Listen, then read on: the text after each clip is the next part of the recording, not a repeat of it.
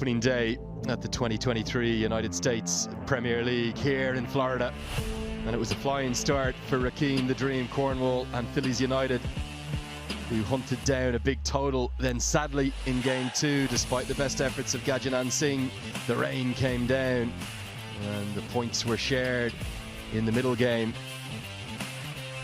But the rains relented just enough for us to get 5 overs of enthralling action, and sixes flew around the ground, and it was the Titans that triumphed in the battle of the two northeast sides in a high-scoring 5-over contest to round out an entertaining day one.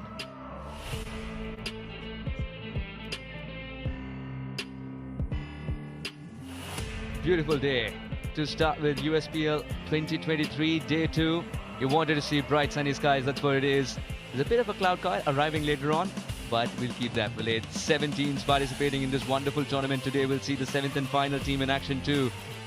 Carolina Eagles, Golden Eagles of California, Chicago Patriots, each to put their first win. Maryland Mavericks, NJ Titans, New York Cowboys have to start to tick, and Phillies United, they've already done so yesterday. It's going to be a triple header. The Eagles of California playing the Chicago Patriots first up. And then we have the double M's playing Phillies United. Carolina Eagles will take on New York Cowboys. That is going to be an exciting game indeed. Both the teams are eachy to get going in this tournament. Let's go down to Mike Hazeman, who's got the two captains.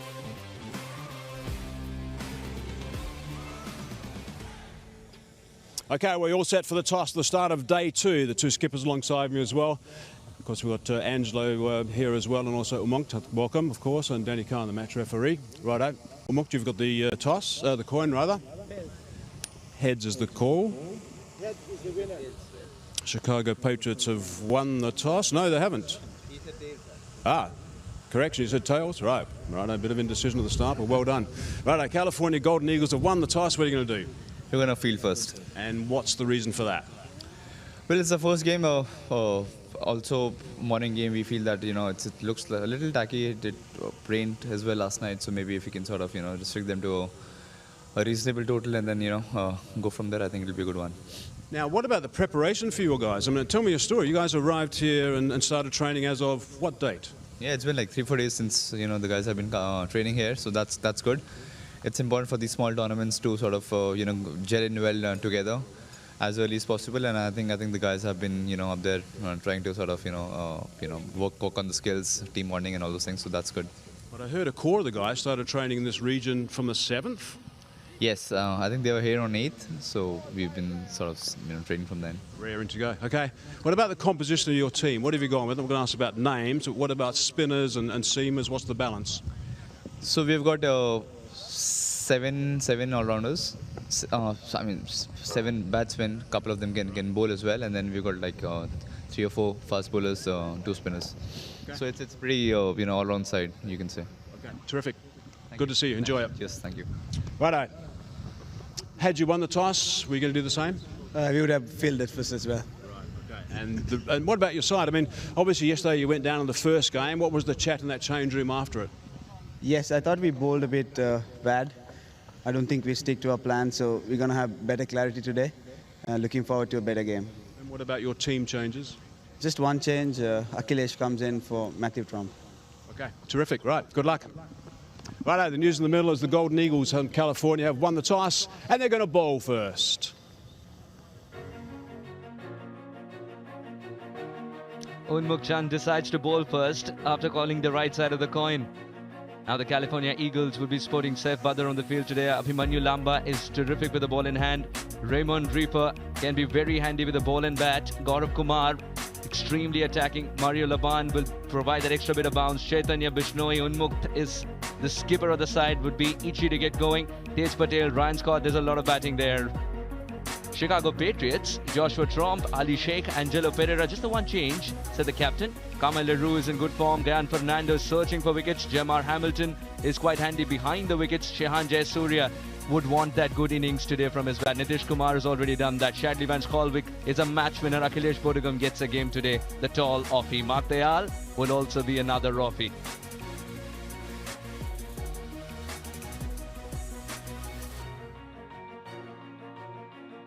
Yeah, it's important to get your bodies warmed up before the high-intensity match that's going to unfold here at the Broward County Cricket Stadium, Fort Lauderdale.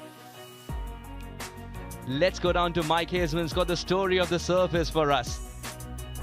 There's plenty of action down in the square today because there's been so much rain overnight. Now, let me just tell you about the rain overnight. Now, this entire square was covered, of course.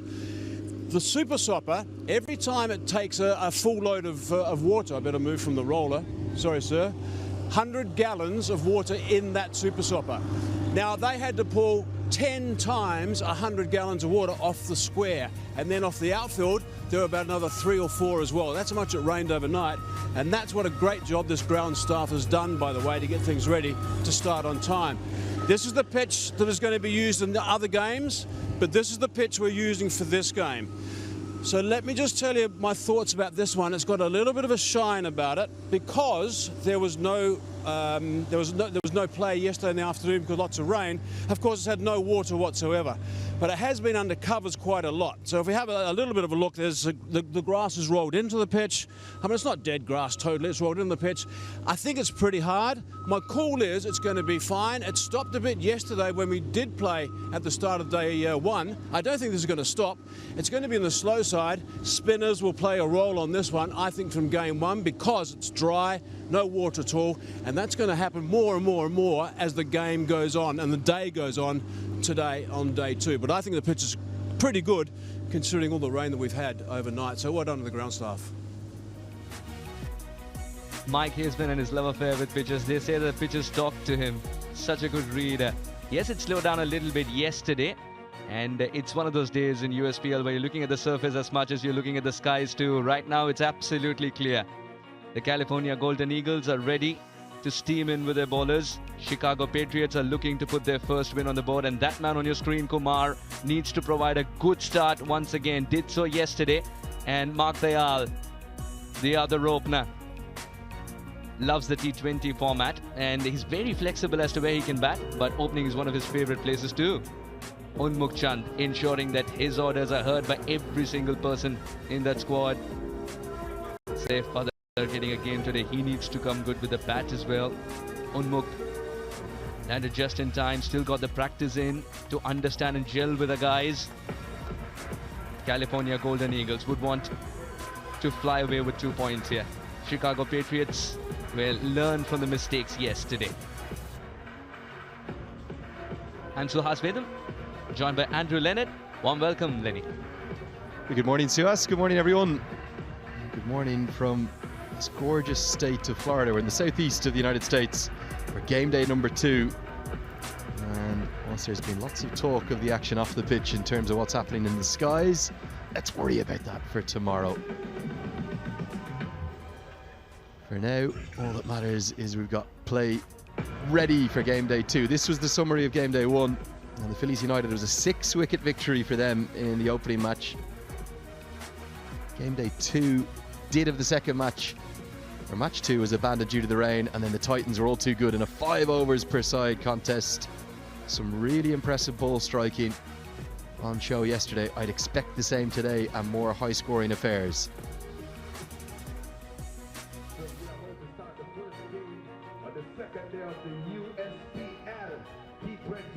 Nitish Kumar got a great start yesterday. Today he wants to convert that into a milestone.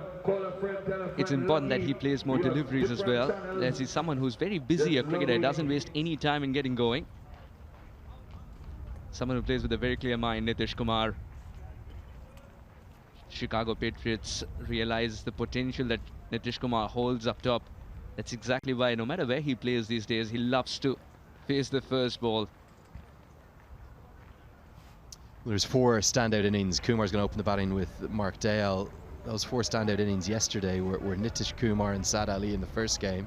Gajanan Singh for me in the second game. I know that was washed out, 91 for 2. They were after 8 overs, the Carolina Eagles. And then, even though it was in a losing cause, I thought the way in which Obus Pinar struck the ball was outstanding. They were the 4 innings of note, but Kumar, the class act, without doubt, for the Patriots. And the Patriots, having played yesterday morning's game 2, and the California Golden Eagles only coming into action now, that could be an edge for them. They posted 174 in 19 overs yesterday morning. A similar total with the bat would certainly be pretty competitive here, and interesting again that they'll have to bat first. That trend of captains wanting to bowl, it looks set to continue.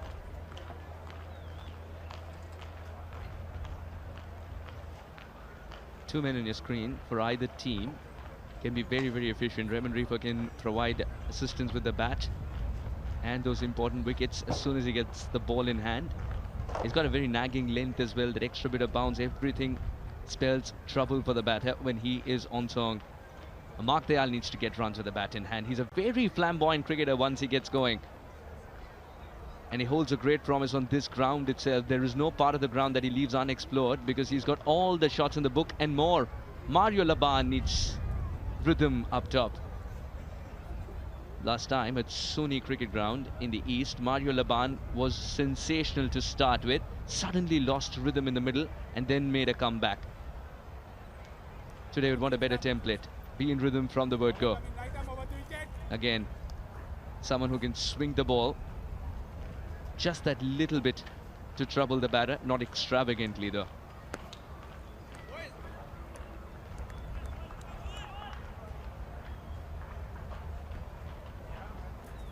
Avik Upadhyay, fantastic umpire indeed. Picked up umpiring once he came to the USA. A lot of umpires that he's with right now are his contemporaries while playing. He's officiating his first USPL game, Avik. And the word is play. First ball coming up.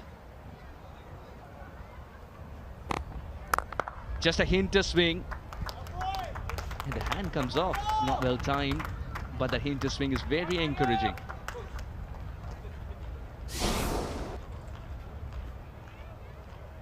Doesn't hurry through the crease as well. He's trying to pitch it up to create that outside edge chance. Now every time Unmukh Chand has started to keep, Andrew, it provides great balance to the side because you're playing an extra batter. And if required, you can play a bowler depending on the situation. Unmukh Chand is doing what KL Rahul does for Team India. Gentle tap, first run on the board for Chicago Patriots. Always ensures that your nerves are managed. Get a look at the surface. It's always an interesting one here, Fort Lauderdale, but it tends to be a high scoring wicket at the Broward County Stadium. The pitch always good. Average first inning score here, T20I's, is 166. Average winning score though, 181. And there's often this disparity of teams thinking that they need to chase. This is T20I data, but it's 11 games won by the side batting first, 4 by the side chasing. So maybe batting first, no bad thing. Cramped him for room as well. That angle seems to work for Laban, at least when Mark Dayal's facing his first and not well settled. Wasn't a regular release as well. I think he did something with his fingers as he released the ball. Loves his cutters, Mario. Just a full-on pace delivery with that sort of slightly mixed action. Very large gather from Mario. It's a shot that won't guarantee runs, but will make him feel much better, Mark Dayal, after rubbing his thighs in the previous one. Ryan Scott does the fielding there. There's someone to keep your eyes on in the second innings. Very dynamic left-handed batter. It's an excellent record in American domestic cricket. And he made his T20I debut here against Ireland a couple of years ago, this very ground. Brilliant player to watch. Would love to see him start to get some runs to press his case to get back into the Stars and Stripes of the USA. Into swing, did he miss it completely? He's showing the bat, but the finger has risen. Mark Dayal doesn't want to move, but he's got to trudge back to the pavilion. Patriots lose their first. Laban strikes.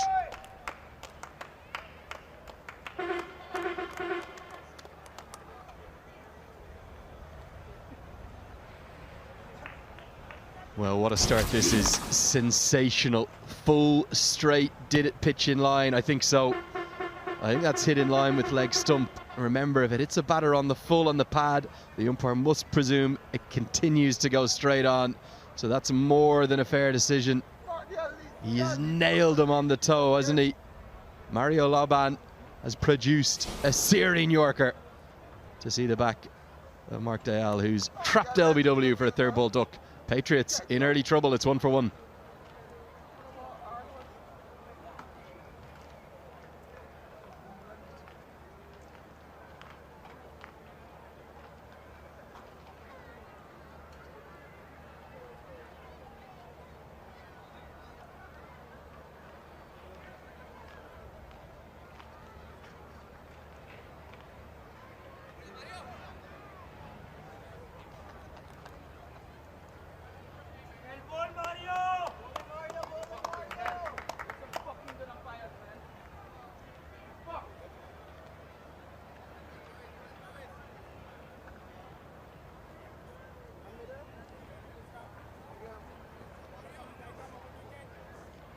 Lots of experience in Shehan Jayasuriya, and he loves this ground as well. Just 3 short of 1,750 runs.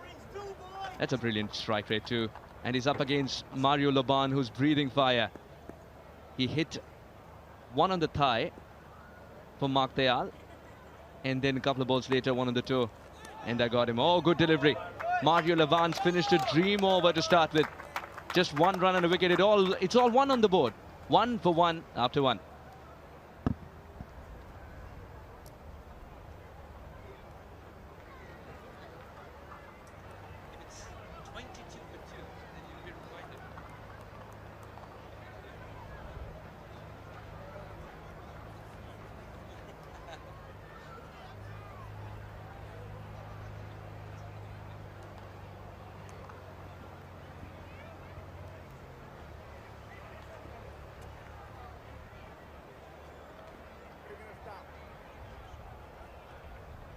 One of 2 for Nitish. Mark Dayal's back in the hut already. Chicago Patriots in early trouble. Shehan Jayasuriya's walked out, inheriting a scorecard of 1 for 1. Yet to score his first. Winning the toss, choosing to bowl first. California Golden Eagles were praying that they get an early wicket, and they did. In Mario Laban, who's a very improved cricketer now. He was very wayward in the first USPL, was struggling with his wide deliveries and sudden short balls, not anymore. Good start for Abhimanyu. Lovely length. Let's have a look at the wicket again, because I thought he was trying to push someone like Dayal on the back foot, and suddenly the Yorker. That's one delivery that's independent of the surface as well. You get that as a surprising factor. Mark Dayal just knew that he's got to walk back to the pavilion. Plumb in front. Swing and a miss, but that corridor of uncertainty works well. Kumar, who yesterday looked outstanding, a brilliant touch right from the off, is just battling a bit. I think as much as anything, it's because of the quality of bowling. Lamba has now complemented big Mario Laban well. Laban 6'5". Kingston in Jamaica, sending down fiery rockets as the sunshine comes across the ground now. This time did try to offer the shot, Nitish. The ball's doing a little bit after pitching as well. Abhimanyu is getting lovely lines in. Oh, what a start this is for California Golden Eagles. Lamba Laban, this pair's done really well. Yet to concede a run. And just there you saw in that replay, the perfect angle. His bottom hand has come into the shot. Needs that top hand to extend it through extra cover, but instead the bat just coming down at a very slight angle, and Abhimanyu beating him through to the keeper. The captains awarded him with a slip after seeing the first 3 deliveries. Yet to concede a run in his 4th as well, straight to the fielder. Abhimanyu Lamba is put in the hard yards. Abhimanyu Randhir Singh Lamba, seasoned campaigner, loves the T20 format as well. Someone who adapts really well to surfaces.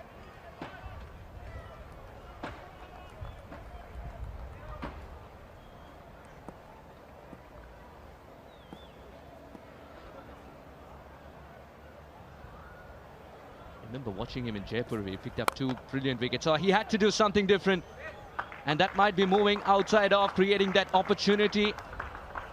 A little bit of risk taken too. Nitish will take the boundary.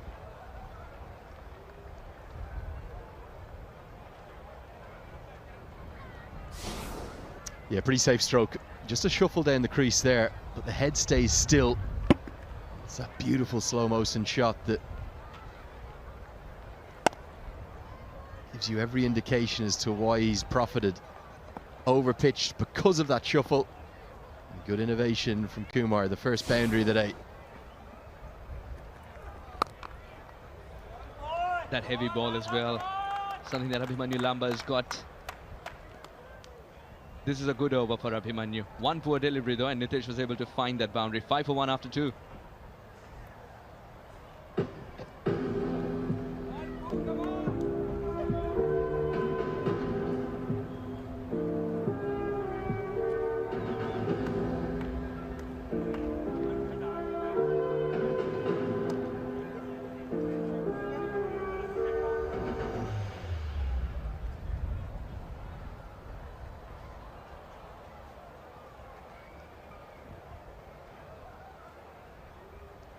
Patriots have gone with Joshua Ali, Angelo Pereira, the skipper, Kamal Aru. Kaya needs to find the wicket. Jamar Hamilton, the runs in front of the wicket, catches behind it. Shehan Jayasuriya is out there. Nitish, Shadow, Shadi Van Schalvik, that is. Akhilesh Bodhigam gets a game today. Oh, it's gone through. Mario Laban struck again. The line on the stumps is working really well, and this time he's got a big fish. Shehan Jayasuriya walking without scoring. The Patriots are stuttering at 5 for 2. Mario Laban is asking questions in a language they don't understand.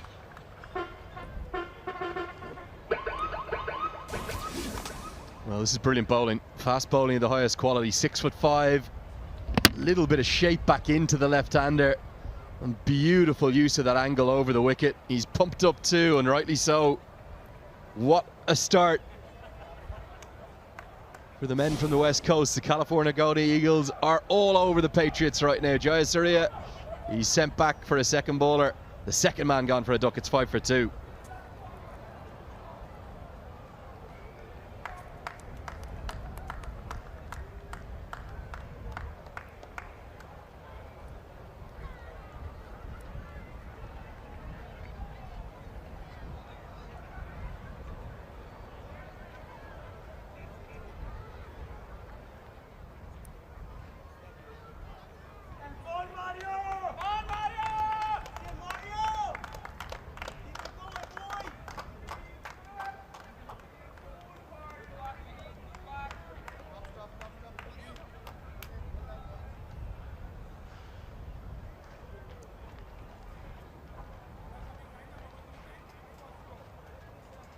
Five for 2, the Chicago Patriots.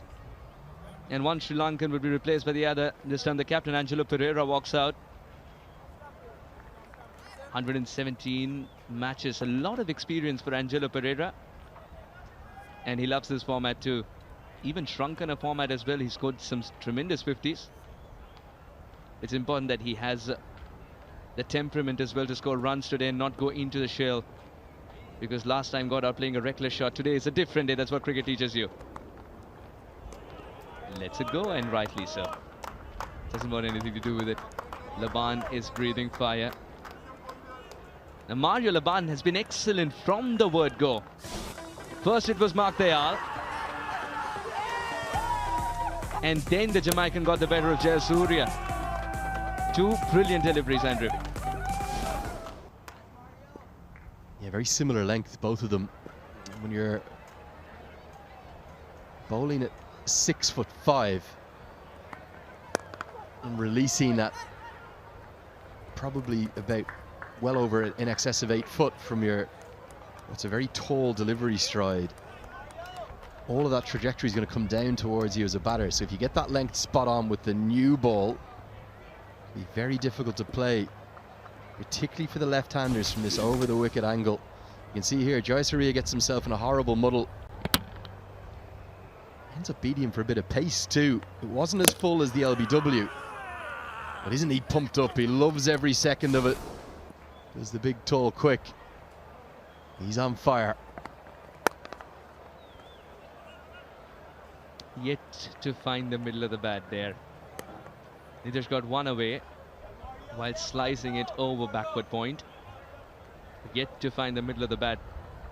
That's what cricket teaches you, isn't it?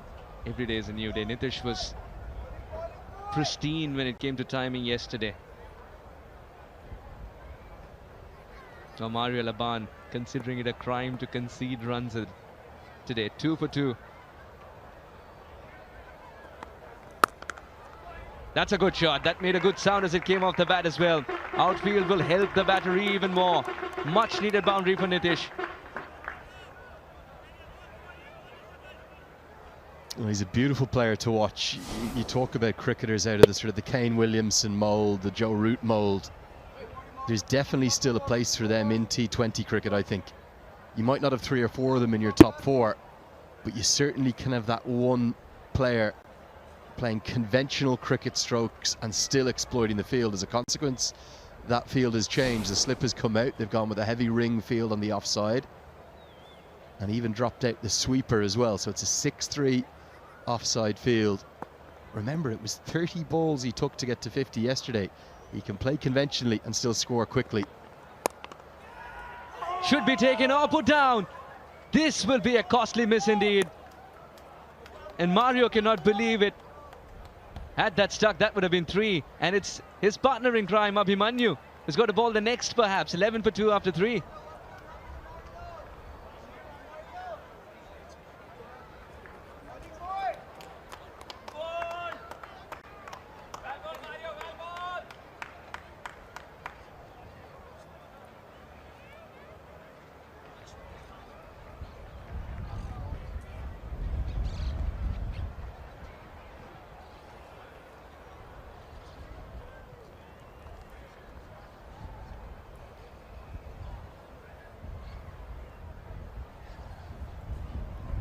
Chicago Patriots 11 for 2 after 3 overs. This was the last ball of Mario Laban, which was a wicket-taking delivery. Didn't get it from the middle of the bat. A little early into the swivel too. The pull, rather.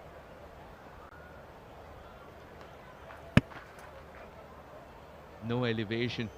Should have been a straightforward chance. It just burst through the hands, isn't it? I think as much as anything because of the quality of the ball strike from Kumar. It's a very catchable height though, and generally when you get into that position with your 2 hands pointing upwards, you should hold on. Wasn't able to help his fast bowling colleague out, and instead of having 3 for, chance goes down. Of all the people you want to drop in this competition, I really don't think Nitish Kumar is on that list. Gorgeous player to watch. Can he capitalise on his life? Owen Mukchand ensuring that he gets all his doubts cleared. Umpire Raviq is quite content, letting him know what's allowed and what's not.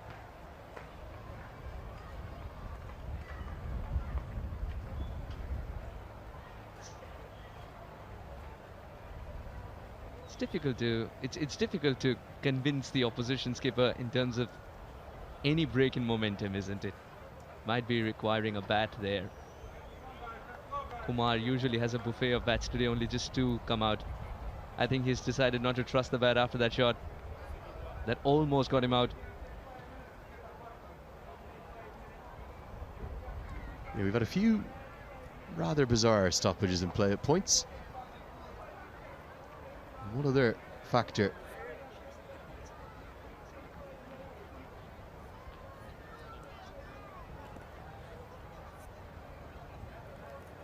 And even though we've got a much better start to the day weather-wise, we are a bit worried about this afternoon and evening.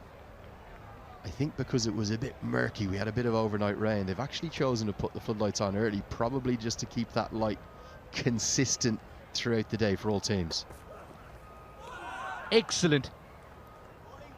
Well, that carry was also very surprising. Unmukh Chand unable to collect it cleanly, but would be happy with the surprise.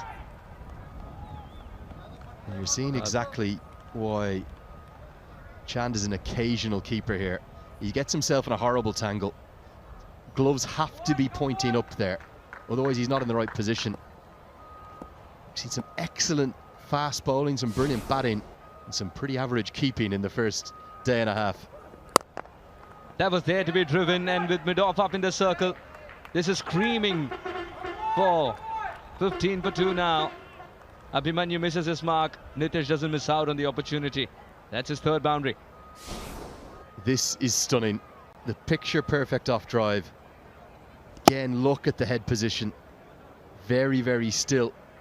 If you're a young boy or girl watching on at home, the stiller you keep your head as a batter, the more information you can pick up as to exactly where that ball is going to pitch, then choose the shot you're going to play, affect it, and that is a picture perfect off drive. Nitish Kumar. Still operating with a slip in place to generate that outside edge, and hence bowling full. Doesn't mind giving away that boundary perhaps if he's able to make Nitish Kumar drive. Run a ball 14 for him today. But yesterday, tremendous 50. 53 or just 30 odd balls. Nitish Kumar, when he gets going, it's a little difficult to bring him back to gear one.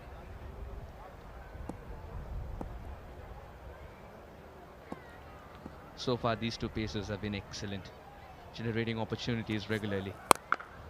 Now it's decided to launch this. And the ball disappeared thereafter. That's how it finishes. You know, whatever you're doing, whether it's a morning time here in America or maybe early evening back in Asia, don't go anywhere. Keep your eyes on this man here, Nitish Kumar. Again, look at how still that head is. It's just a pickup shot. And even with the follow through, you'll see this with very good golfers too. Keeps the head down, doesn't turn his head away from it until it's well away from the bat. And that has pinged off the bat all over long on all the way for 6. When you hit the ball that far, the cricket ball does look like a golf ball for a moment. Not even a quiver of the bat as it made contact. Not even a quiver. Still head, calm mind. Excellent striker of the cricket ball, Nitish Kumar. 20 of 15. And he's just getting started. Chicago Patriots 21. Nitish Kumar has provided 20. This is good counter-attack. They had to pick a bowler and go for the counter-attack within the first 6 overs, the first power play. Been struck that well as well. I think it's actually left the vicinity here. We're in a public park in Broward County, so that might have struck the tarmac and caused a bit of damage just outside the full facility here. They think it's okay. Umpire Irfan fields so. Just see here, you won't see it from this side, but those floodlights are on. It's a great shot being provided by our drone. But they are actually on because it is a little murky. There is some dark clouds hanging around. Should be okay for game one, I think, though, of the day. Oh, that's well played. And he loves to play that shot too. Such good reader of the length. Nitish Kumar frees his arms once again. 6 for 4 is a brilliant way to end the over. 4 gone, 29 for 2. Still a ball to go. Such is the quality of Kumar's striking. We're getting all sorts of excitement here. Stunning shot again. Think of the 3 boundaries he hit in this over. The perfect off drive and a glorious stroke over long on for 6. This time, naturally, as a consequence, he drags his length back a bit. So he punishes him into the offside. Not the greatest piece of fielding, but Kumar, he's counter-attacking brilliantly. He scored 24 of the 25 runs Chicago have. This time will be stopped inside the circle. But what a good over this has turned out to be for Nitish Kumar and Chicago Patriots. 25 for 2 after 4.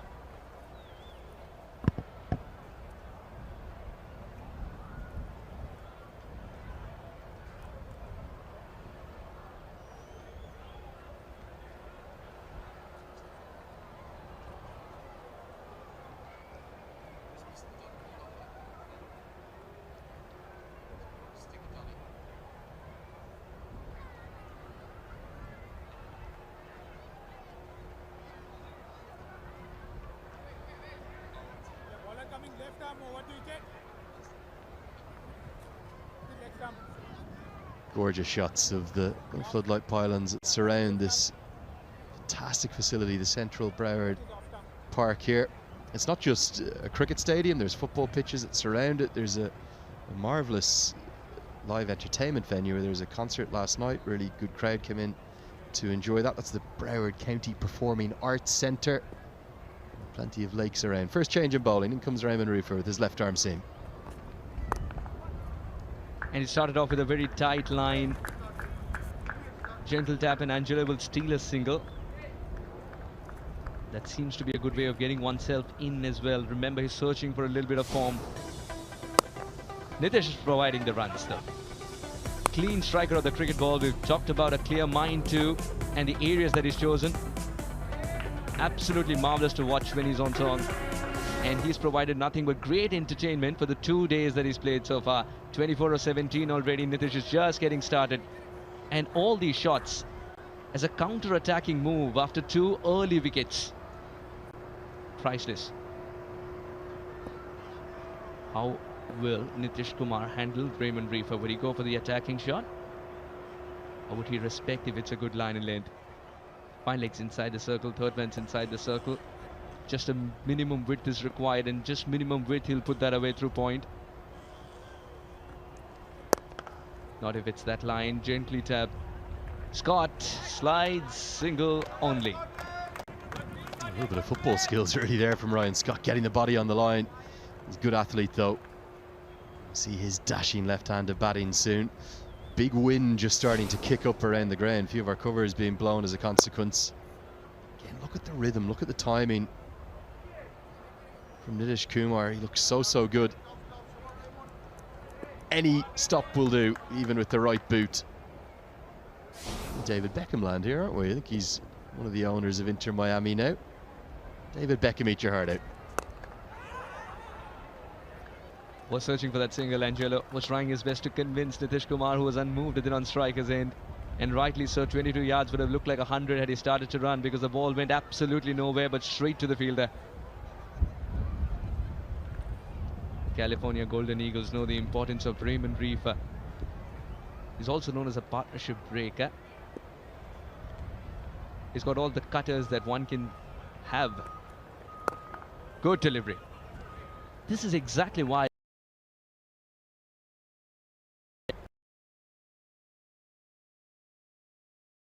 back foot and try and create opportunities on the leg side, or should you commit far away? And Raymond does that at good pace too. If he gets a little bit of lateral movement after pitching, because what he's trying with the cutters becomes even more dangerous a bowler. Raymond Reefer, seen him operate many a time in the West Coast, with the man who's behind the wickets captaining him there too. Creating room, creating an opportunity, squeezes it past the wall on the offside. That's guaranteeing 2 runs at least, and 2 for the shot itself. I think it's Chaitanya Bishnoi at backward point again with a bit of a tardy effort. In fact, it might be Mohammad Junaid Siddiqui with the misfield. That should have been stopped. Get a good angle on it here. 2 runs conceded for my money. No, it was actually Bishnoi with the misfield, and then Junaid Siddiqui went after it to help cover up his backward point. It is packed in there. He found a way to get it through for a couple. Poor ball from Raymond Reefer. Well collected by Unmuk Chand. Well, still getting into the groove after landing in Miami.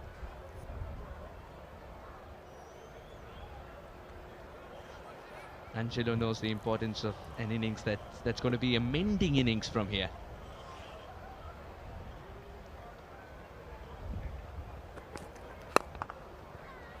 Wasn't there to hit. Well adjusted by Angelo. Good bowling from Raymond. Good cricket all around, in fact. 5 gone, 31 for 2.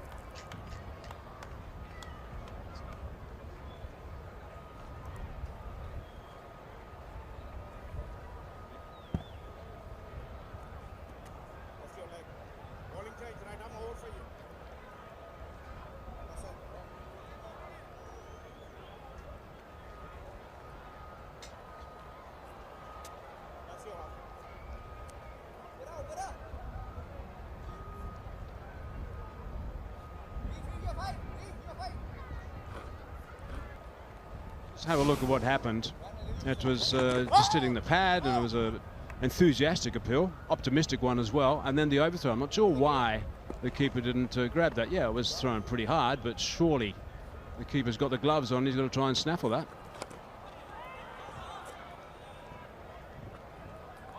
It's an interesting line, this. Is that a wicket-taking line, though, Mike? It's a defensive line. It's just literally trying to tuck him up at the moment. That's all he's attempting to do, and so far it's working. Apart from the overthrows. Yes. The batter's still tied up. The 10 of 9 for Captain Angelo Pereira. It's quite an interesting stance that Angelo Pereira has. He's got that front leg open a little bit. Bats on around, but off stump as well. So he's trying to free that front leg so he can play leg side. He's a strong offside player. Quicker, just trying to jam him up. So that's nicely bowled. Is Angelo getting a little itchy to create room and go through the offside there?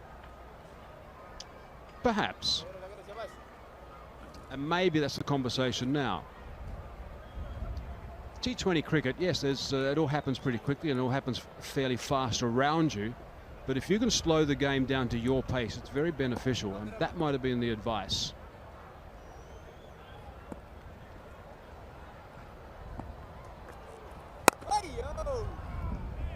Yes, now it's in singles.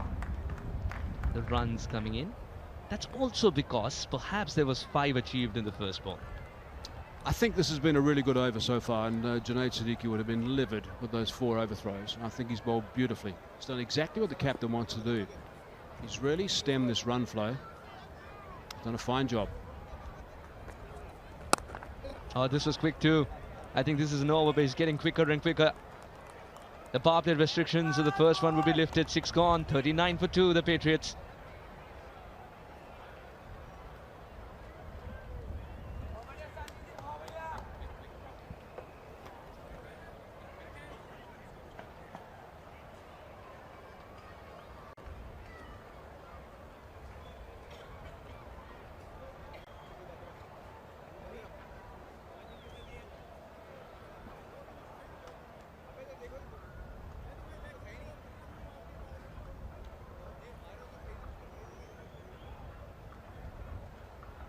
.39 for 2 in 6 overs, and this is how the 6 overs panned out for Chicago Patriots. Mark Dayal was the first to go without troubling the scorers. Laban was breathing fire, then Jayasuriya absolutely in jeopardy. Those are the 2 wickets that fell. Then Nitish Kumar ensured that there was some kind of counter-attacking. He did survive that drop catch though, but after that it's been fluent, very, very fluent on onside and offside. He's played some lovely shots, but that was explosive fast bowling right at the start. Had a chat to the big quick before the game, actually. There's confirmation that the power play is done. The 6 overs are up. He has just come from the Super 50 in the West Indies. He didn't play much because he split the webbing in his hand, so he was raring to go before this game, and he showed that. Still got it taped. He's got to put his pains behind. Interestingly, be it a pacer or a spinner, they're targeting the same line. There you go. This is the extra protection on that hand, but it's 2 stitches was on the hand and kept him on the sidelines for quite a while. Couldn't wait to get the ball in his hand, he told me. He said he was going to be looking to bowl nice and quick and try and surprise a batsman or 2. Guess what? He ticked that box. That will be the best painkiller, isn't it?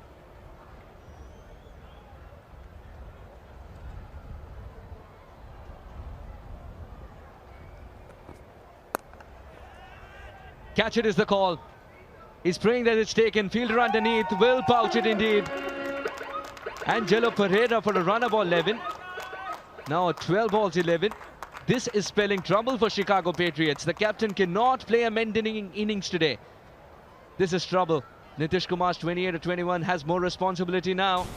That's cleverly bowled. A short delivery, but the line is perfect. He couldn't control that line going across him. I don't think it climbed too high. It was just the line more than anything, and the plan was set, and he fell for it straight away. So he'll be very disappointed as a skipper to get out in that fashion. Yeah, that's what he should have done. Rolled those wrists a little bit with the field where it was and played it into the ground and maybe looked to pick up 1 or 2. But Angelo Pereira is captain on his way for 11. 40 for 3 now, the Patriots.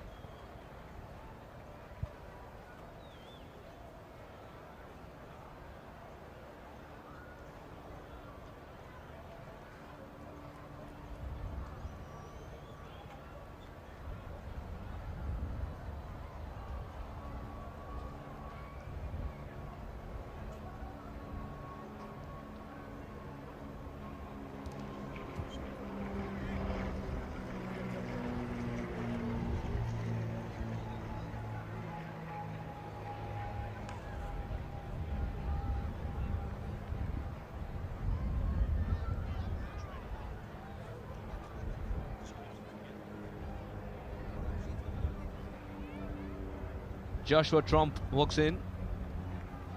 2 games, 19 runs is very less a sample size to tell you the kind of cricketer that he is. Just watch him go. One of the best in the business. You've seen a bit of both the brothers. You've covered cricket, Mike? Yeah, I have. I've seen them in the Pakistan Junior League, actually, which was interesting to see that. And they came over and played. An opportunity now, because the Chicago Patriots are in a little trouble here, and they've got to basically get a partnership together. That's the most important thing right now at 40 for 3. 2 balls in the 7th over. Run rate is on the slow side, but wickets tumbling doesn't help at all. Raymond's been nothing but remarkable in this over so far. That sudden shot ball. That sudden shot ball surprising Angelo Pereira. And he decided to go with the shot anyway. 100%. It's a surprise delivery. That's the way you've got to use it. Perfectly positioned out there, and he got an opportunity to camp underneath that for some time. The short ball has got to be used as a surprise delivery, not to be predictable. That's literally a gift to get your first run off. Onto your pads, easy single. And gentlemen, the Nitishers will help out with a little bit of fielding too.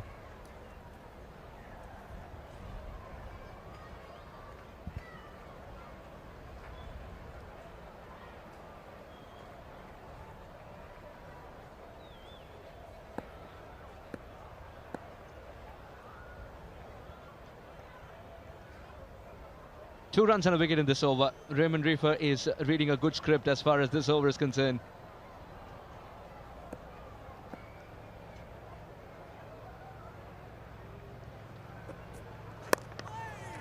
It's a very steady approach. Raymond Reefer, as he approaches the crease as well, there's nothing hurried about him. No, it's nicely balanced. He gathers some pace as he gets there, and he's got a good gather. Not much of a leap. He's one of the guys who doesn't leap as some of the others do to get into delivery, but it's nice and steady. Watch his head. It's nice and steady as well.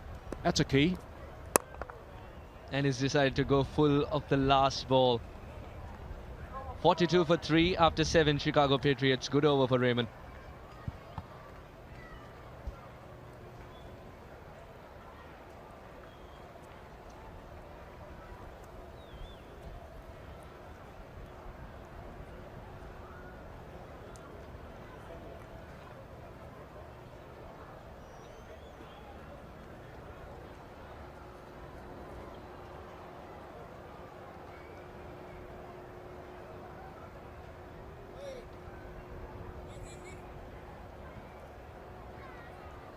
.42 for 3 in 7 overs.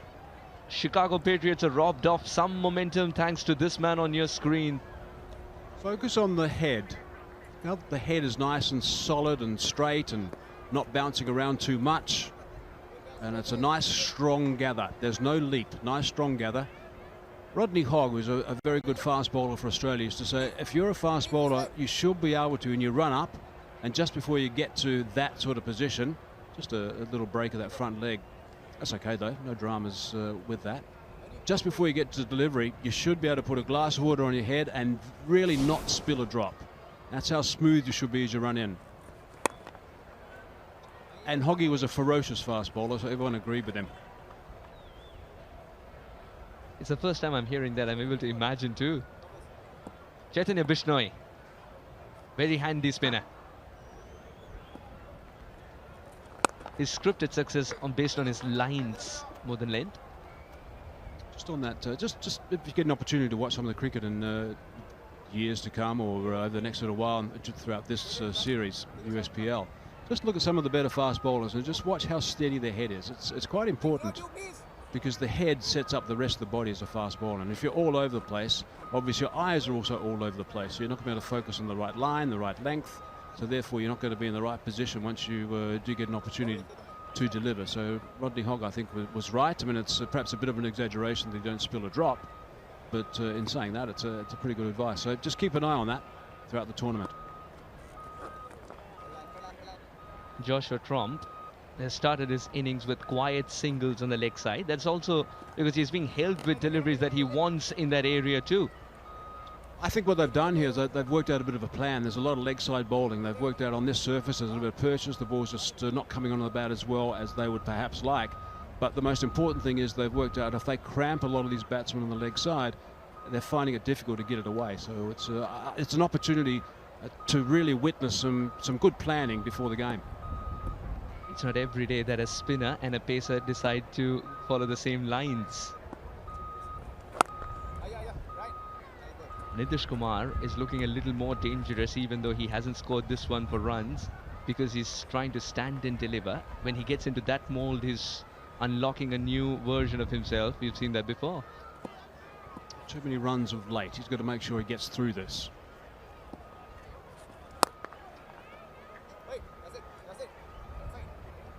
Now Nitish Kumar is figuring out where is the middle of the bat. I've changed it twice now. Where is it? Where did I miss it?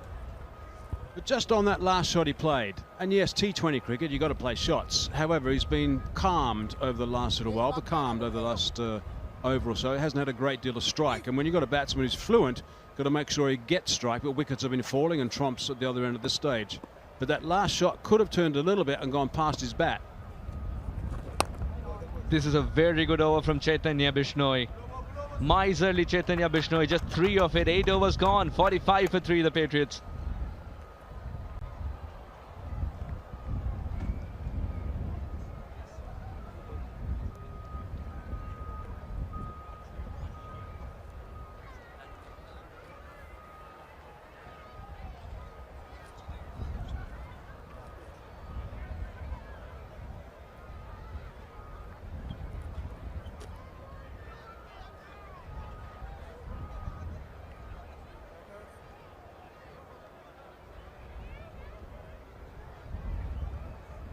.45 for 3 in 8. The run rate's dropped a little bit for Chicago Patriots. It's 5.6 now, thanks to the way Chaitanya and Raymond Reefer have tied Chicago Patriots down after picking up the captain as well, Raymond Reefer.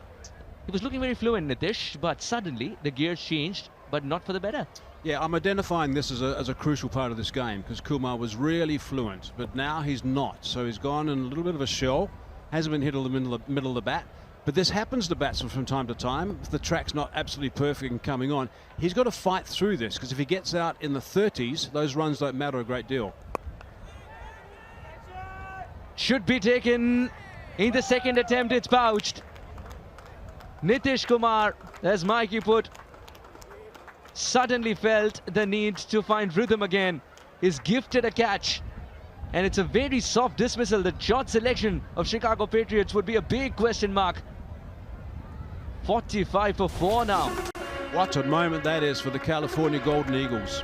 Picking up Kumar, becalmed him, no runs, was looking for boundaries to try and get going again. It was a very good catch. It hit, I guess, towards the heel of the hands and just bounced up a fraction, but taken safely in the end. So it's a really good performance. So that is a crucial dismissal, and I'm not sure it's the greatest piece of batting from Kumar. He's a fine player. He'll be annoyed with himself on his way for 31 off 27. As I said, that 30 now doesn't mean a great deal. 45 for 4.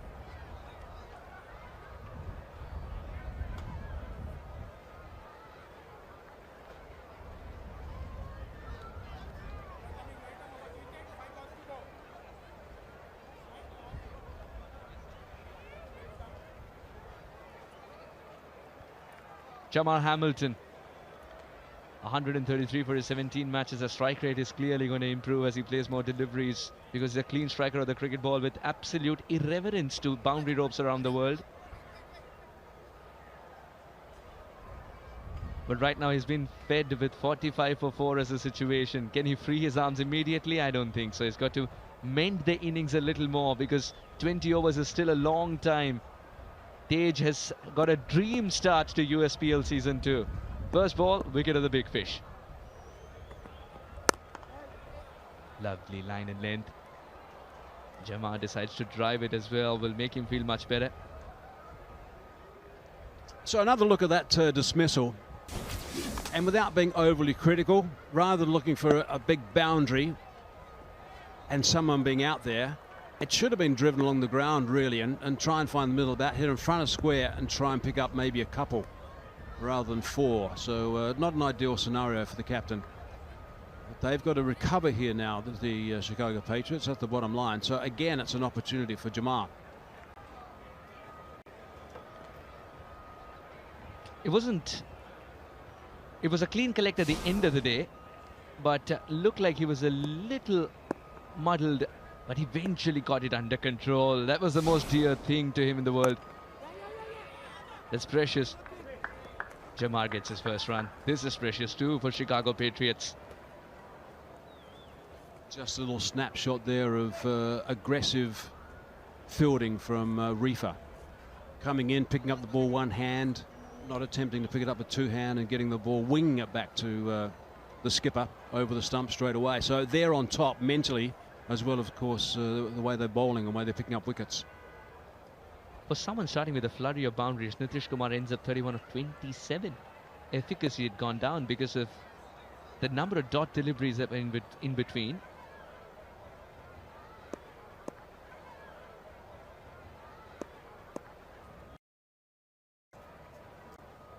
Now 6 bowlers have been used so far by California Golden. Abhimanyu might have gone at 9 and over, wicketless so far, that is. Mario has been excellent so far too. 2 wickets for him. Raymond's gone. Tej Patel. Tej first over got 1. Suddenly, after opening a couple of wickets though, in the opening spell by Mario Laban, Tej is not feeling well. Oh, this is reverse gurgitating.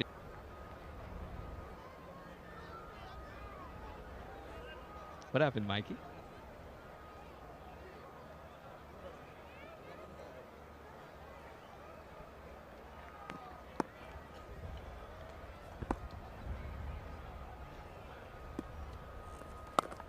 I'm very sure he was practicing yesterday. Well, I hope he's okay, because that first over was good. He needs to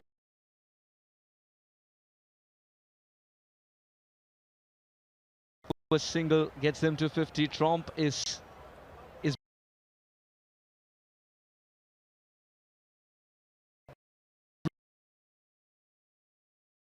rival. yeah, that run rate has dropped from 6.5 to now 5.2, and that's over the last 4 or 5 overs.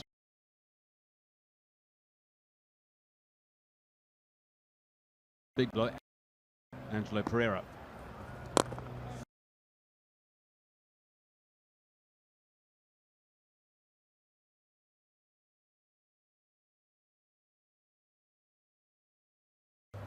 It's a keep.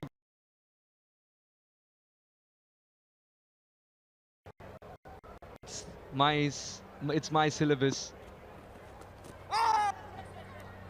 Just an afterthought, that appeal. But still, that single will be possible. Jamar will be on strike. It's time for drinks at the halfway stage. 51 for 4. Oh, 1 more to go. I think I need pebbles in the commentary box. I need pebbles. Exactly, there's 6 balls to Nova. Yeah, I need pebbles. Darcy's getting me one.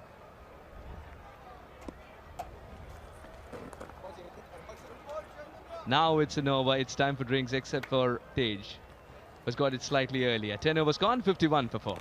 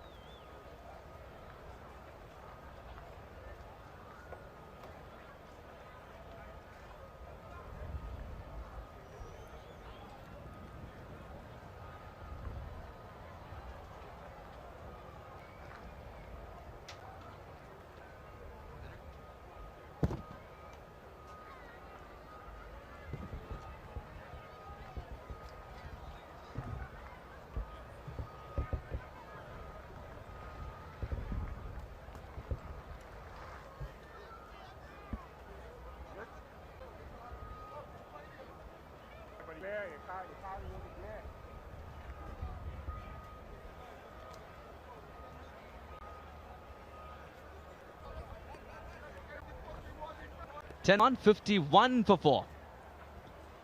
And these were the 4 wickets that have fallen so far. The Golden Eagles have been excellent. This is Mark Dayal walking back. Then Jayasuriya finding out the middle stump was absolutely rattled. It was Laban again. But they're a little late on that shot too. Searching for timing, picking out the lone fielder in the deep. And the 4th one was a gift for the man behind square in the deep from Nitish Kumar, the well-set batter. Joined by Andrew Leonard now. Welcome, Lenny. A massive moment, that dismissal of Nitish Kumar. I think looking back at it, he's going to be disappointed with the fact he just didn't follow through with the shot. It was a bit of a giveaway. You see, there's a rebuilding process undertaken for this 5th wicket. The last 9 balls have been played out very cautiously. But they have to get up probably to look at maybe picking up 100 runs from this last 10. 150 surely the minimum they'll want to try and defend.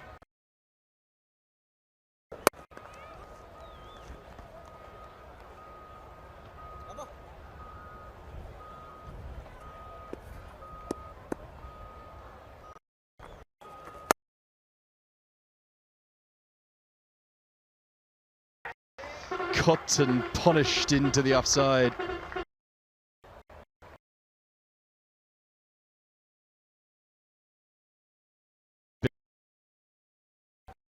Trying to apply the clamp. You approach it though, if you can just get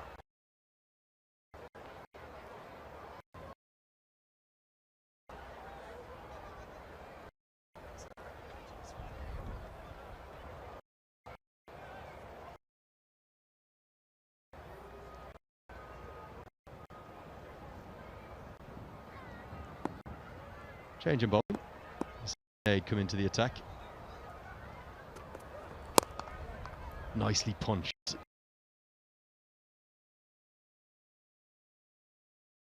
With Roshni, she's got the head coach of the California Golden Eagles alongside her. Thank you, Andrew. I'm joined here with the head coach of the California Golden Eagles, Charles David Thompson. What has it been like working with someone like Unmuk Chand, who has so much experience with captaincy? Yeah, I think Unmuk makes a coach's job lighter, number one. He's been at this job leading teams, leading men across various fields for the last 15 years. Strategically, I think he's fantastic. He's also he has great interpersonal skills. So when he meets people and he talks to them, he's able to imbibe confidence in them. I think that's one of his great leadership skills. And as a coach, yeah, I could not have asked for anyone better. Absolutely. Well, first game for you guys in the tournament. So far, what do you think might be a good target to chase? We're looking at anything under 140. The wicket yesterday is a little bit low. So anything below 140 I think should be a good target. But yeah, if for 120, why not? Thank you, Coach. All the best, and back to the call. Well, those Golden Eagles have maybe been the best prepared of the 7 sides here. Yeah, good strike, isn't it? Really good. Necessarily the worst delivery. I think he's probably looking for the bouncer, trying to get it up towards neck height, but it's set up to be hit. This is like better over from the Patriots. Talk those projected scores. Ignore the 120 that they'd get if they went at this rate. 144 is a minimum that they want. They want 9, 10, maybe even 11, 12 and over from here. 50 meter in Florida. Otherwise, you're in trouble. Good Yorker to close out that over. 10 run come from 7 for 4. These are pretty scores. We've had a shuffle up here, 3 box 2.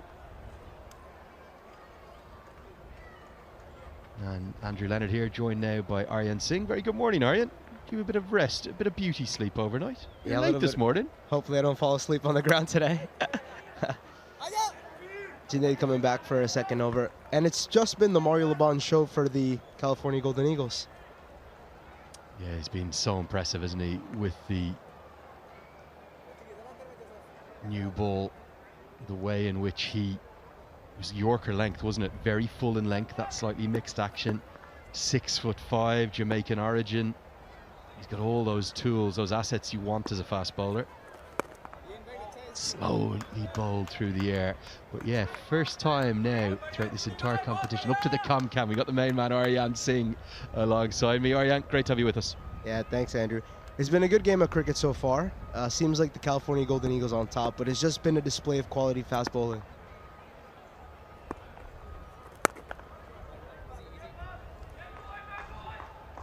Tell us about your thoughts on day one. You were really disappointed. We'll see you in action tonight, we hope. That game number 3 for the Carolina side. Gajanan Singh, your captain, brilliant yesterday.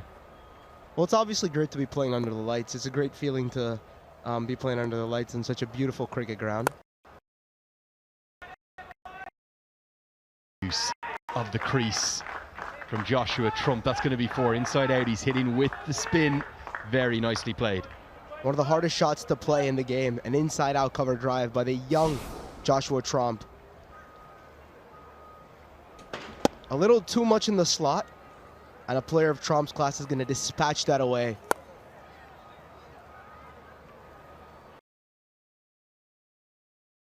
Against the Mavericks, so an easy 2 missed out, but we'll probably get another easy 2 today. They don't get carried away. Swept away this one. Protection out there will be a single. Should have made a single. International experience is played everywhere in the world, and look at that. You just can't do that. A senior player in the team cannot lead by example like that. Bishnoi looks very, very mad at that. To a stronger side as well with his left hand. No excuse there. I don't think it really checked in the surface. Just, if anything, a little lackadaisical. Checking boundary.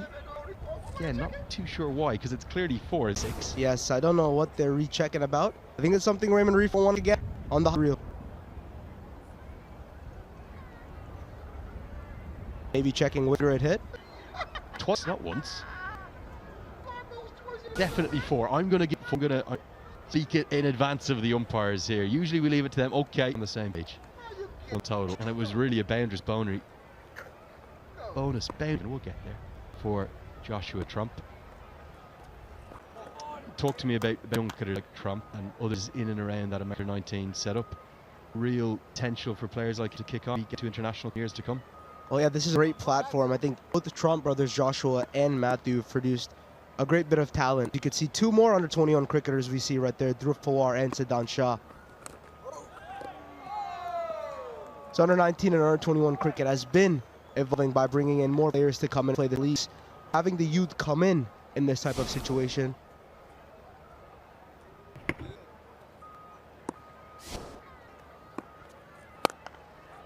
This is outstanding acceleration in these middle overs. Remember, it was just 51 after 10 overs. All of a sudden, in 3.5 overs, the Patriots have changed the game. We've just heard from the Golden Eagles head coach saying the pitch wasn't good. Still looks plenty good to me. Now Jamar Hamilton is hitting these away. Again, it looks so easy. A player of Chaitanya Bishnoi does not have any answers for this.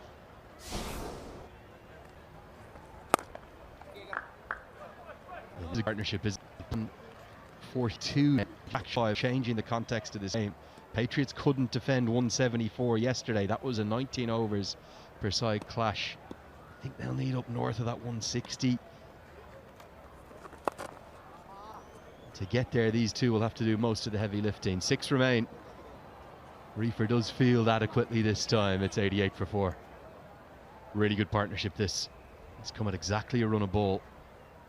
I'd say they're in a little bit of trouble too, because Laban still has 2 more to come, and after these 4 deliveries, Reefer still has 1 to go.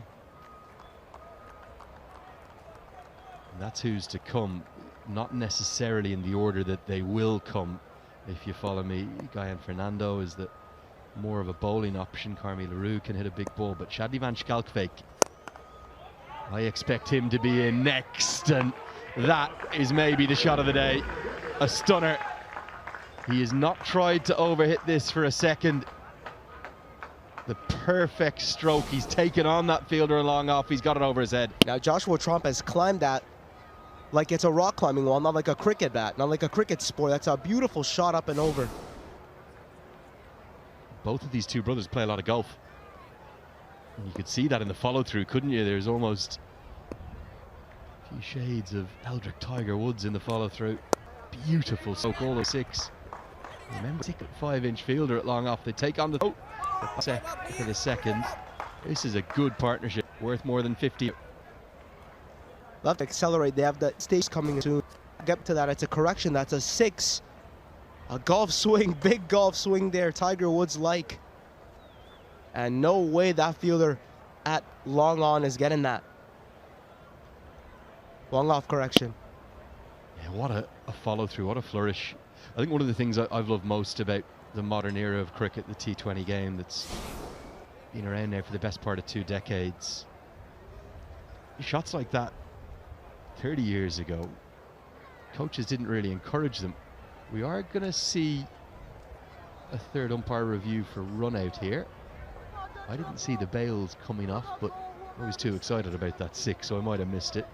But in the modern game, they are happy, coaches, to allow you to range hit, to just go out and show how far you can hit the ball. You didn't practice that 30 years ago. This is why we're going upstairs. I think that's safe. I think he's okay. Despite the flick onto the stumps being cleverly affected by Raymond Reefer. And isn't that great that coaches, you can tell me better, they'll now encourage you to play your shots in the nets. I think one of the beautiful things about this format is that it's allowed us to play shots that we never would have expected to play. I mean, let's look at the ramp, for instance. I wouldn't have imagined at 14 years of age that I'd be going across my stumps to heave a ball over the wicketkeeper. And if you don't practice it, you can't then affect it in practice. You may have seen that ICC video recently. The Glenn Maxwell innings is the one that the whole cricketing world has been talking about over the last 10 days. But it was amazing access. The ICC showed him practicing almost every shot that he implemented in the nets 2 days before. He was showing scoop, he was showing the switch hit, he was showing the paddle, he was showing the power down the ground with very little foot movement. And 2 days later he went and did it.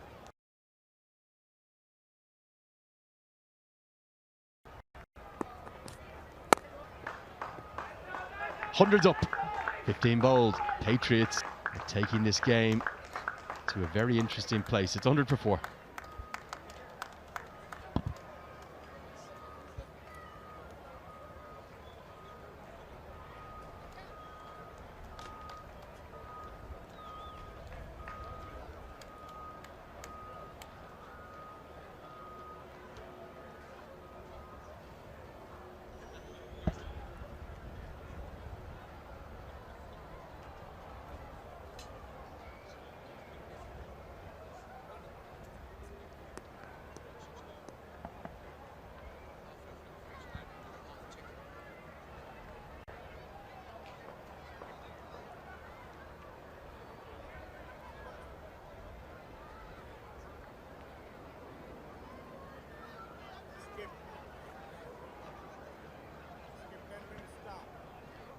$100 for 4 in 15 overs. This is good recovery from Chicago Patriots.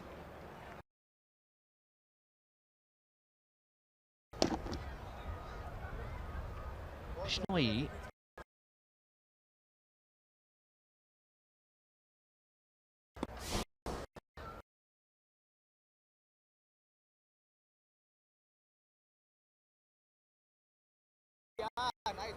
Yeah, that's much better.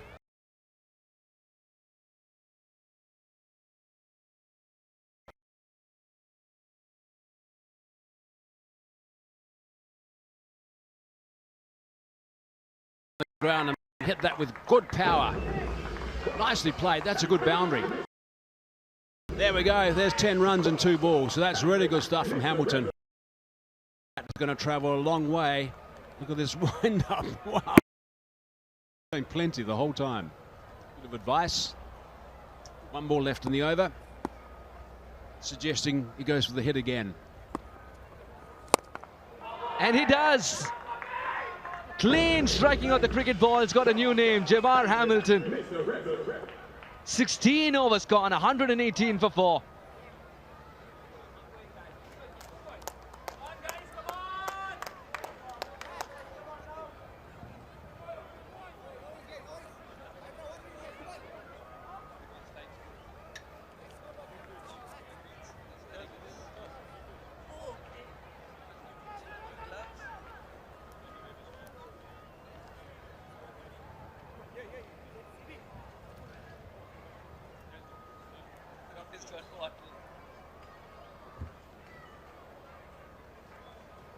118 for 4 in 16 overs.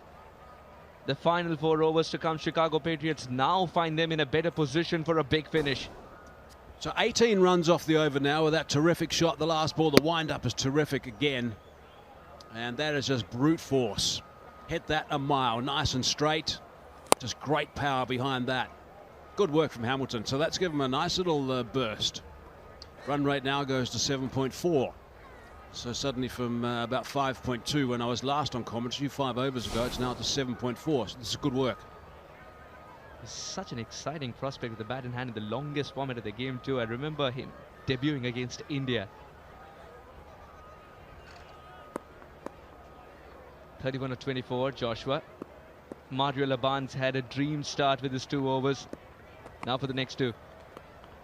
Oh, is the curse coming back? Mario Laban from the first season bowling a lot of wides. Yeah, this will be a different challenge. Trying to hit boundaries off Mario. This is the 2 wickets he picked up. Magnificent Yorker. That was just outstanding. Nice and early. Celebrations are good. I like that also. Not just the 1 wicket, but also straight through Jay Surya to pick up a second. So that was exciting to watch.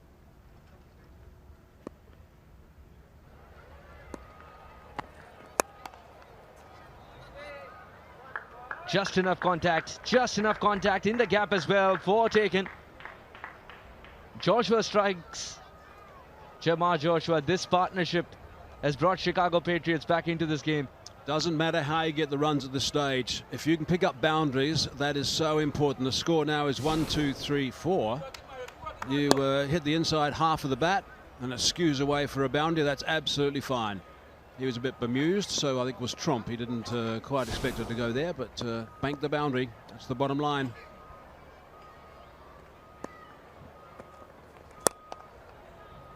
Holding his shape, but no timing. Will fall well short of long off. Bishnoi didn't even attempt to take that catch, and rightfully so. It is a split-second decision that you need to make as a fielder coming in. Is it that you save the boundary, or save, or try and go for that catch, or save yourself by not diving? I think in Trump's mind, he wants to try and get Hamilton as much strike as possible right now when he's red hot. So that was just a little bit of a chip. He just pulled his shot back at the last minute. Hamilton on strike now. That's much better. This is proper death bowling. Yep, the good old Yorker. It's the best in the business at this stage of an innings. There's a reason a lot of bowlers don't bowl it these days, because of the improvisation that many batsmen can do, but that is just absolutely perfect. Hamilton couldn't do too much with that. They will know each other very well, these 2 boys from the Caribbean.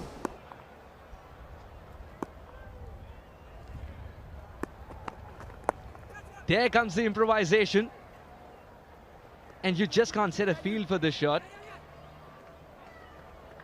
2 more taken.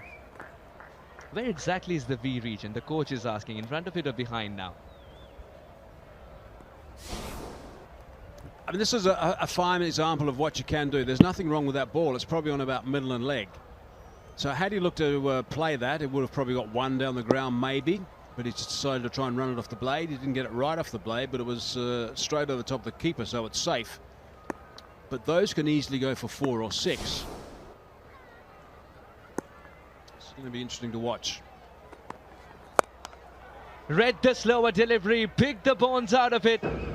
That was 6 halfway through. What a great shot that is. Brings up 50 as well. 52 off 31 balls, 2 4s and 4 6s. That was a magnificent shot. Absolutely brilliant. But this is what a clear mind can do. Once again, just slower delivery is supposed to be surprising. What was even more surprising is that Hamilton hammered it a long way. Get that back from Miami. Hamilton seems to have this a little bit of a double wind-up when he's batting. It's quite interesting. Most batsmen will have their standard backlift. We'll get into that perhaps a little bit more in the next over. 17 gone now, 132 for 4.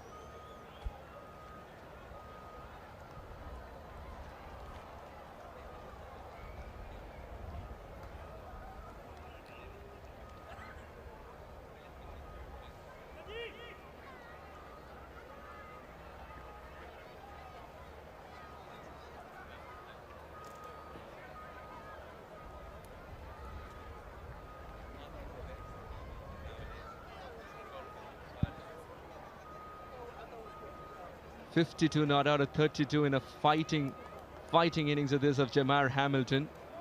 He's exploring new areas of scoring runs as well. More than a ticking time bomb right now. The Chicago Patriots are counting on Hamilton for a big finish. Can they get to 170? That's some going. If they get 10 and over from here, they get to 162. They need one big over. It's possible. Hamilton's looking at the bat. He's already changed the gloves, screwed the spikes back in. If there is going to be a change in bat as well. Don't think about it. Unmukh's not happy about it then. This time it's Tromp. I think it's good fielding. Good coverage. Good work from Tromp to get Hamilton back on strike. But he is red hot, Hamilton, right now. His look at the partnership, which has been dominated by the work from Jamar Hamilton. 88 it is, or 55 deliveries at the moment. It's a high percentage of boundaries, and just lately some terrific shots. Some big boundaries. Really good work. That's got height. Long off. But it's gone through his hands. Just a moment ago, Ryan Scott had provided some good assistance on the field. Not this time. Abhimanyu Lamba was praying that he himself was there to catch it too. 6 runs off that delivery, and it should have been out. Ryan Scott will be very annoyed. He knew exactly where that boundary triangle was, and he was well set. It just burst through his hands. Plenty of time. He hardly had to move on that boundary. Plenty of time to get underneath that. Look at him camping there.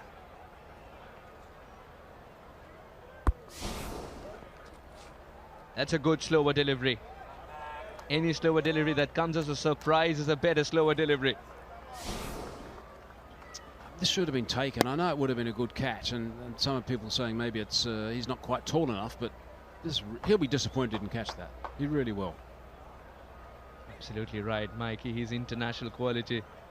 Ryan Scott. Jamar Hamilton was looking for luck. That's come his way as well. This Joshua Jamar partnership has put Chicago Patriots in the driver's seat right now for a good finish. Cheeky, but not good enough. This time it'll be taken. Yasir doesn't make a mistake back paddling. Abhimanyu has the last laugh indeed. That's a good catch. He was never in a position actually to be stable, to be solid, and to get underneath that catch. He was backpedaling. His eyes would have been bouncing around all over the place. It's a really good catch. It's an end of a fine innings. Again, it's Hamilton trying to do something a little bit different. Didn't quite get enough bat on it. But backpedaling at that stage, it was almost over the top. Nicely taken. Really good work. And Hamilton goes. It's been a really good knock. It's an impressive knock, and he certainly has saved the team at this stage. They've got to keep going. Hamilton has played his part, that's for sure. 58 off 35 deliveries, 139 for 5.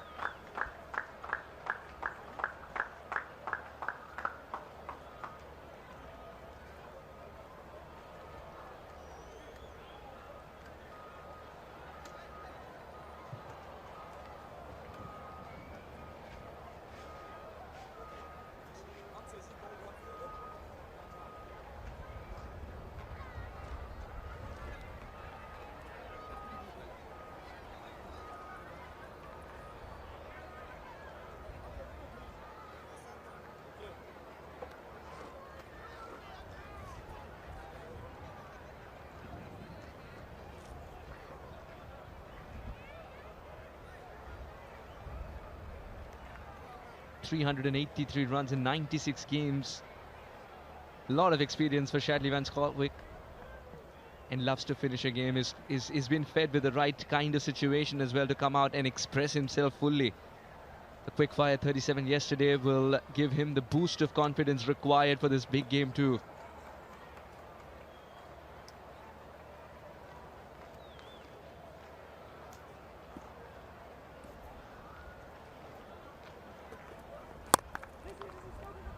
Running hard for the first run, and will get there because it wasn't a clean pickup. One of the problems they've got here, the California Golden Eagles, as we just have another look at the dismissal of Hamilton, an important dismissal, because if he batted another couple of overs, he could have caused real havoc out there. but they've been slow with their over rate. So there might be a situation where we're going to lose a fielder in the outside circle for the next couple of overs. We'll have to wait and see what the umpires do. This is good bowling from Abhimanyu. That 6 as well was something that could have provided a wicket to him. 141 for 5 after 18 overs, the Patriots.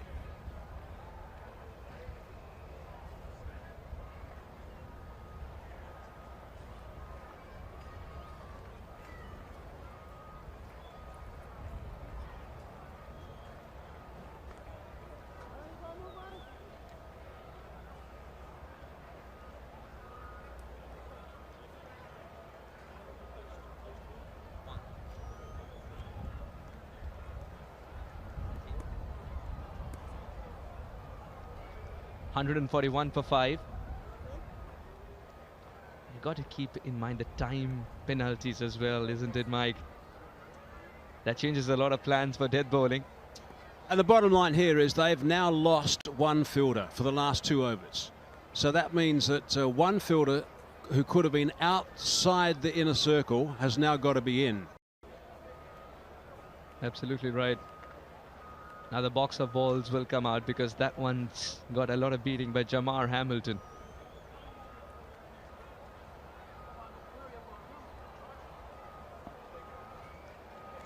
Umpire McFarlane will walk out there with the buffet, and one of the umpires, maybe a week, will pick and choose a ball that resembles 141 for 5 in 18 overs. Yeah, they have balls, by the way, which have the overs on them, so they'll look at something around about 17, 18 overs that's there, and that'll be the ideal swap. Let's have a look at the wickets that have gone down. This is really good bowling right at the top from the big quick Yorker, and straight through Jay Surya. Big celebrations. They were in big problems at that stage from Mario, and then it was a situation where some runs were scored but some wickets went down, and that was a disappointing situation. That was the captain. Good catch eventually, as it just bobbled around, and the last one to go, we've just seen a good catch is also taken over the top by Yashir, who is the sub, but really good work in particular with the bat so far from Jamar Hamilton with his 58 off 35. Joshua's not out on 38 at this stage. He's got to step on the gas, Joshua Tromp, and Shadley van Skolkwyk, who's just arrived, got a quick fire 30 yesterday after just a dozen balls.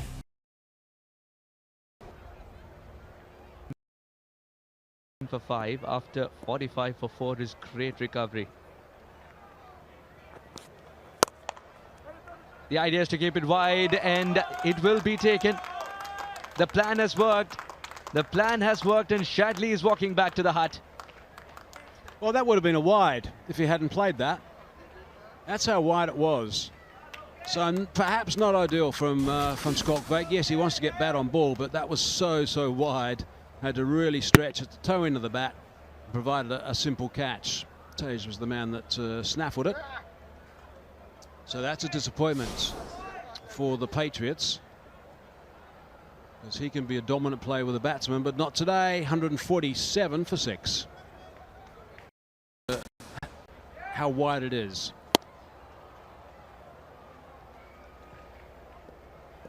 Look at this, how wide it is. Would have been a wide had he allowed it to go through to the keeper, but no, stretched and fancied a boundary, but couldn't get enough bat on it.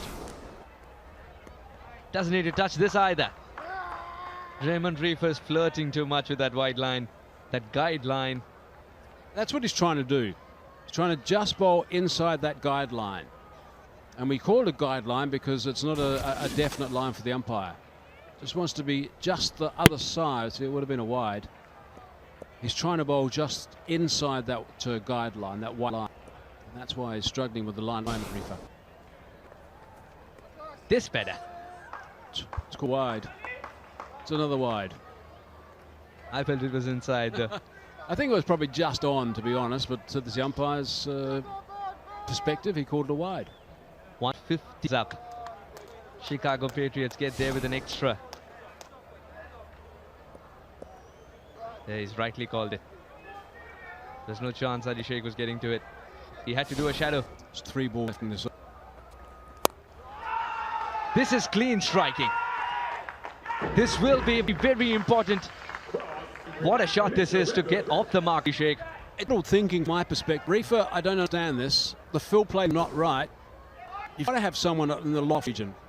Afford to that without protection outside the circle. Look at that. It's barren air. There's no one in that region. Raymond Reefer's bowling 2 overs, masquerading as 1 at this stage with 4 wides already. It's a little tired delivery.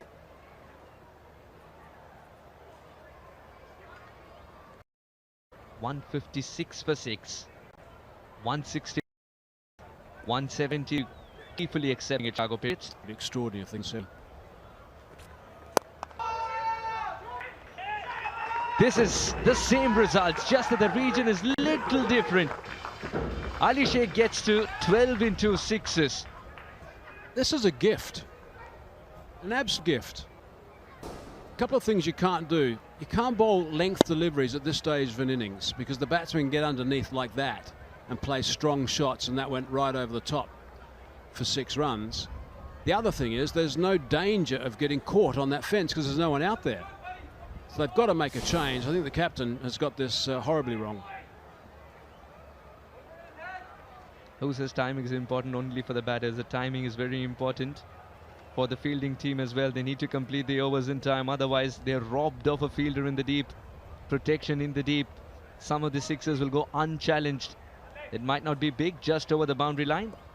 Now third man and fine leg are both inside the circle. This will not travel. This is why they wanted Scott there. It's a very good take with great boundary awareness too. Ali Sheikh trying to replicate the previous shot, not on this one. Ryan Scott has pulled off a good catch. That is an excellent catch. It's so important to have your best fielders in the right spots, and Ryan Scott would have been really annoyed with himself if he put down that other catch a couple of overs ago, but this time he's scooting around to his right, and that is a fine grab. He's a really good athlete, so he's taken that terrifically. Eyes in the right areas are absolutely crucial. Good grab.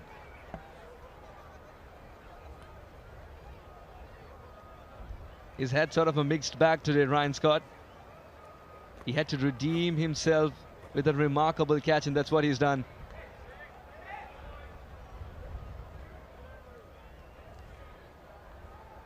What does the umpire say? Yes, that's close to the rope. But if they would want anybody taking that catch in the deep, when it's so tight the boundary rope, the team would have chosen Ryan Scott. What an athlete. I don't see any movement of the advertising triangles boundary rope. I don't see any problems from Ryan Scott. And he would have known, and I'm pretty sure that's going to be out.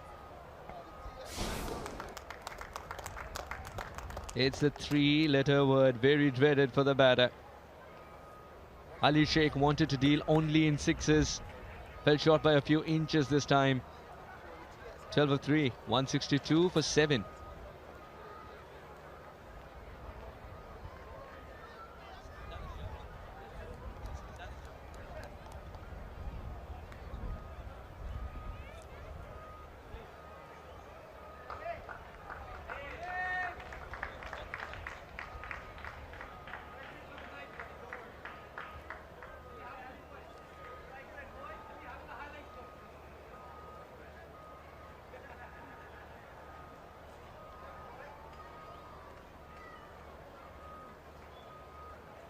Kamil LaRue, he's no mug with the bat.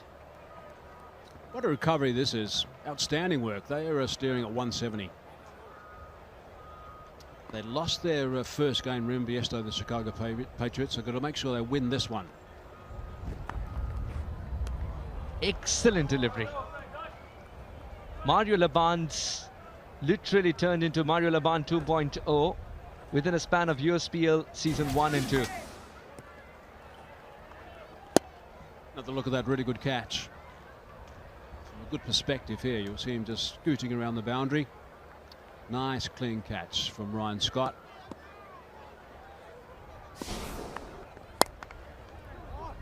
From's not getting. He's been asked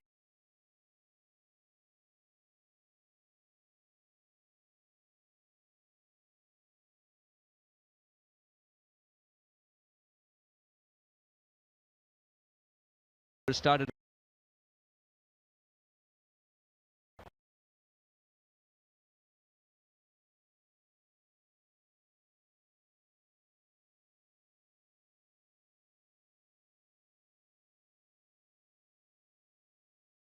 Chicago Patriots.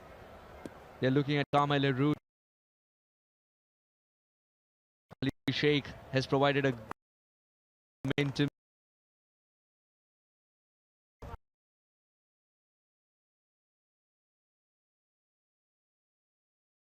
In the next 3 deliveries.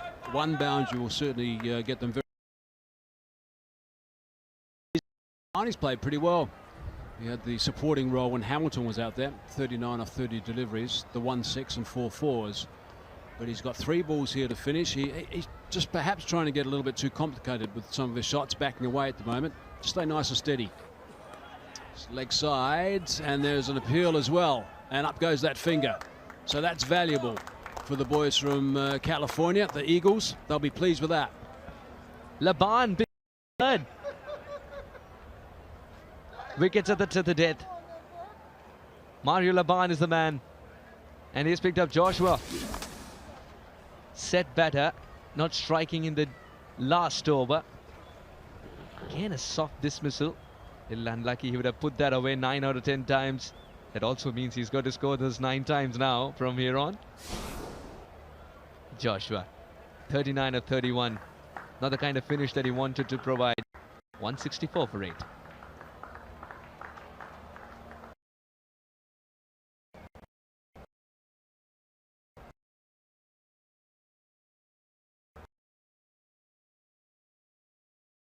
Two deliveries left. 2 fast bowlers up against each other. So far for the last over. Here's another look at the dismissal. I don't have a great problem with the way that Trump was looking to play it. The way that he walked across and was anticipating a short delivery. Got a bit of glove, but that one was just a little bit too quick. This one's gone nice and high and should be taken. Gee, they've made a bit of a mess of this towards the end, I'm afraid. They got themselves in a really good position. 164 is a pretty good total. Let's not be too hard on them because the recovery's been outstanding, but they've made a little bit of a mess, and this final over really has been quite special. This is a remarkable turnaround from Mario Laban. He's growing from strength to strength. 4 for 23, quota of 4. Couple of wickets at the top, couple of wickets at the death, and giving away just 2 runs in the final over. This is the reason every captain would want him in his side. He's a wholehearted performer. Knew that was nice and high and likely to be caught by Reefer out there with that bandage on his finger.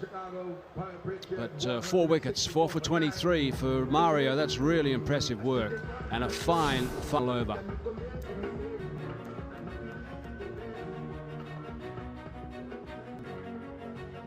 California Golden Eagles 1000s at Chicago Patriots. You will bat first. And they've started 4-9 in their allotted 20 overs. Nitish Kumar was looking good for his 31. Suddenly went into a zone where runs come by. Mark and Jam not opening the score big for them. Bringing it to Duffy's Josh provide. And Ruel was there. A little bit from so 56 there were extra runs scored because the fielder had to be inside the circle, so that was a bit of a penalty. 164 is a going to have to play from here for the Eagles, but nicely, great recovery. And someone who was holding fort initially was Joshua, and providing shots as well was Jamar. This is a partnership 90-48 that out of a difficult situation. Patriots was struggling at 45 for 81 overs, and together and said, "This is that big, you know."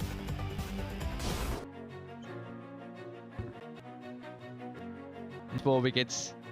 I mean, the standout performer.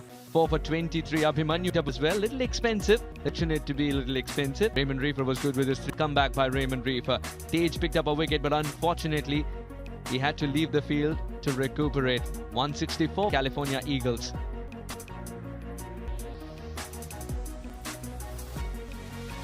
So 106 is for Chicago Patriots.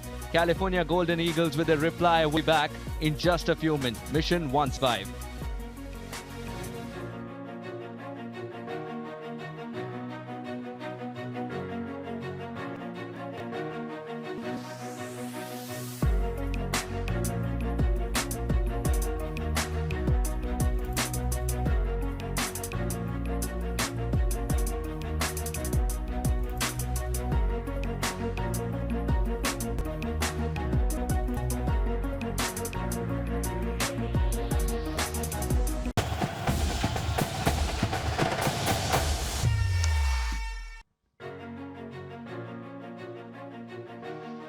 Welcome back to beautiful Florida. Game day 2 of this USPL 2023, and it's match number 4. We have seen, well, what's been a highly entertaining first innings. It ebbed, it flowed, it went both ways, and they've ended up with 164 for 9. The Chicago Patriots, they lost the toss. They were asked to bat first, and it was a really difficult start for them with the big man, 6'5" in height, Mario Laban, picking up 2 early wickets. 2 full deliveries proving too good for the 2 left-handers, and we saw a life for Nitish Kumar. Good efforts again with him backing up yesterday's 50 with 31 off 27 deliveries when the skipper was dismissed for 11 off 12, and shortly after, Nitish Kumar just almost half-heartedly played a flick shot into the leg side. They were in real trouble at 45 for 4, and then a magnificent 5th wicket partnership between the youngster, the teenager Joshua Trump, and Jamar Hamilton, who was the star of the show with all of his power. 58 for him off just 35 deliveries. They plundered 96 runs from less than 10 overs, and they completely changed the context, the course of this game. The ramp shot proved his downfall though, as Tage, Yasser, the subfielder, wasn't it, picked up the catch. Ali Sheikh had a good impact, 6-6 and then out. They're the kind of innings you love. He nearly had 3 consecutive 6s, where Trump was caught short down the leg side. And the 4th wicket for the star of the show with the ball, and that was Mario Laban. Outstanding stuff from him. 4 for 23 he ended with. That means the target will be 165 runs to get from a fraction more than 8 runs required per over. And the Chicago Patriots, remember, they couldn't defend 174 yesterday morning. They'll be looking to turn it around. They do not want to go 0-2 to start with in this 7-team league, where the top 4 will advance to the semi-finals. Andrew Leonard here with you. Delighted to have Aryang Singh alongside me, one of our players. Actually, we'll see him competing in action this afternoon. In fact, this evening when the floodlights kick in. Aryan, a very good afternoon to you now. Which way is this game going to go? A very good afternoon, an early afternoon to you as well. Andrew, very surprised not to see Unmuk Chand with the pads on. 165 required for the California Golden Eagles in their first game in this 2023 United States Premier League.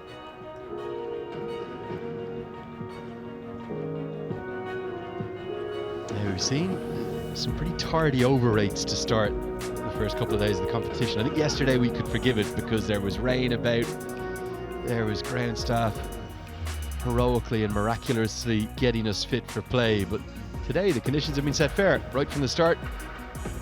Time for all involved to get on with it. And we're hearing news actually from our fantastic team of match officials that they're going to start 3 minutes down, that is the fielding side, because they messed around so much with the batting. They were switching bats, they were switching equipment. So good umpiring has put them behind the 8 ball immediately. Now here comes Ryan Scott alongside, pretty sure it's the skipper, isn't it, Unmuk Chand with him. It's a left-hand, right-hand partnership. Scott, he's a dynamic, he's an exciting, he's a marvellous hitter to watch. Can he get his tournament alongside his captain Unmuk Chand off to a flying start? And Andrew, I'm very excited to see this matchup. Carmi LaRue, the left arm pace bowler of South African descent, coming in to bowl to the skipper Unmuk Chand and the left-handed destructive Ryan Scott. This is about to be a very good matchup.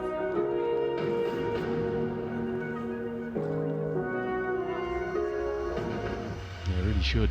Again, there's another hold up in play. I'm not sure what is going on right down pitch side.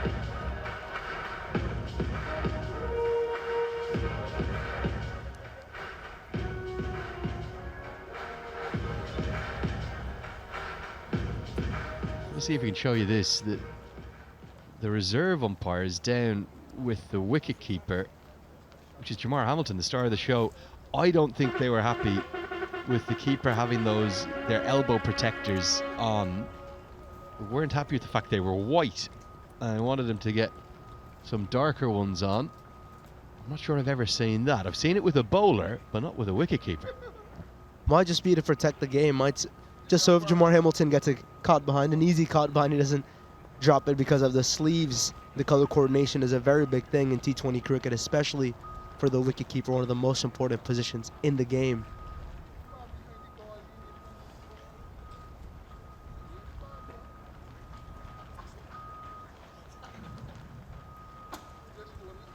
Okay, well, we might have had a slightly tardy, slow start to the action, but I can assure you when Ryan Scott gets going, it's anything but. It's a beautiful batter to watch. He's been very, very good in domestic cricket. Ignore those numbers. That's just, I believe, his couple of T20Is that he played here at this ground. He did show a couple of boundaries against Ireland as to what he could do. He's good off the front foot, loves a pull shot, loves a cut shot too, and there's a real calypso, a Caribbean flair to it too. But this man, India's former under-19 captain, many expected him to walk in the shoes of Virat Kohli, to be one of India's very best. Didn't quite work out that way back in his native India for him, but it's his second chance. And if I'm right, we'll get it checked. I think he is for the USA. I'm not sure. For America, made a T20 World Cup for America. Here comes the chase. It's 165 runs required to win. Can the Patriots defend it today? They couldn't yesterday. Well, right on cue to begin with the tall South African left-arm pace bowler, Carmi Leroux. Right on the money.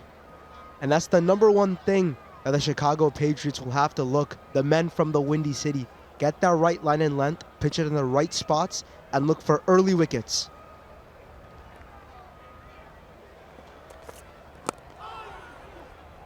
Just a hint of movement in. This is good running between the wickets because it wasn't a bad piece of fielding either. Trump was quick to the ball. But Chand, he works very hard in his fitness, immediately calls Ryan Scott back for the second. Well, not off the meat of the bat.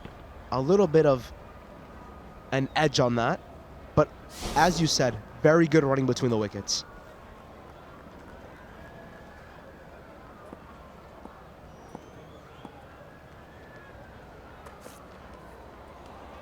That there, those two deliveries is why left-arm seamers are valuable with the new ball.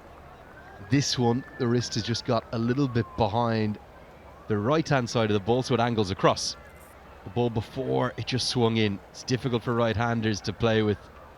He's got a good approach, a good run-up, and no shortage of pace either too, Carmi Leroux. Now that's what makes him very experienced and very hard to play, is his movement and the line and length he's hitting.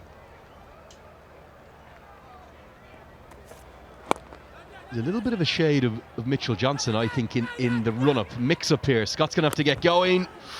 Direct hit could have had him in trouble. He's a very measured approach to the crease, doesn't he, Carmi Leroux? And then he bursts in those final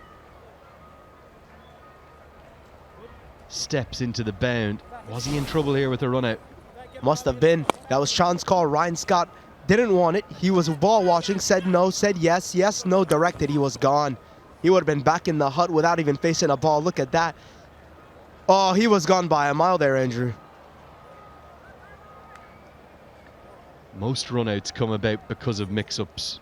Both batters go immediately. It takes, wherever the ball is hit, an outstanding piece of fielding. But as soon as uncertainty pops into the mind, then you get yourself into trouble. Communication, the key between the wickets. And they were speaking literally two different languages there, weren't they?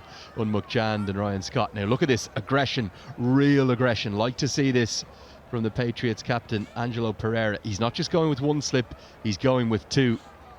He thinks that for them to defend this total, the men from the Windy City, they've got to get early wickets. And that's what I like to see from captains in white ball cricket. If you get defensive early, I don't think you tend to prosper. Owen Morgan, Brendan McCullum, think of those kind of guys as white ball captains. They were always aggressive, always on the hunt for wickets. Well, this is the main thing for the men from the Windy City. They need to look for the wicket of Ryan Scott, because if Ryan Scott lasts there for about 5 to 6 overs, he could take the game away. He's a man that could take the game away from you from the palms of your own hands.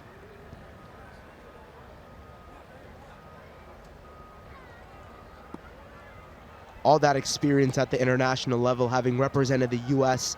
and a couple T20s.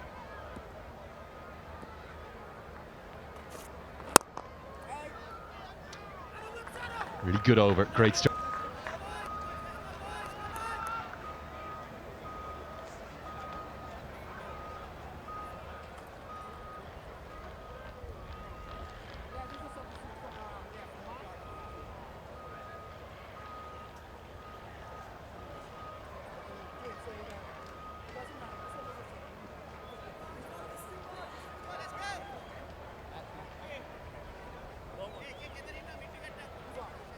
So it's going to be 3 games every day. Let me explain the structure of this USPL 2023 to you. 7 teams.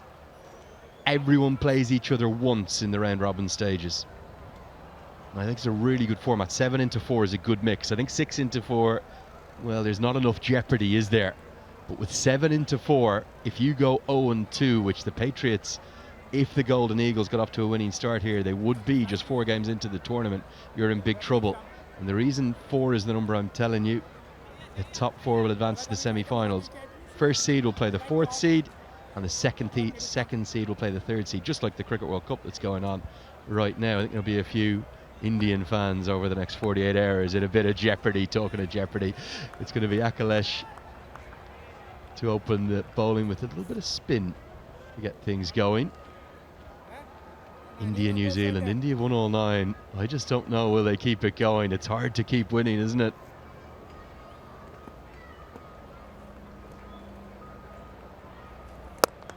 Nicely played by Unmukhchand, and immediately doesn't even take a ball to take a look. Not a hint by the off spinner. Captain to bring in an off spinner. And yeah, that one hasn't turned that much. And just easy pickings for the skipper of the California Golden Eagles. A full face of the bat.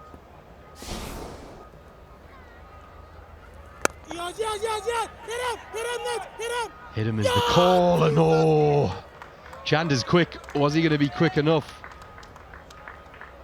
Really good piece of fielding. Did everything right. Nitish Kumar just couldn't affect the direct hit.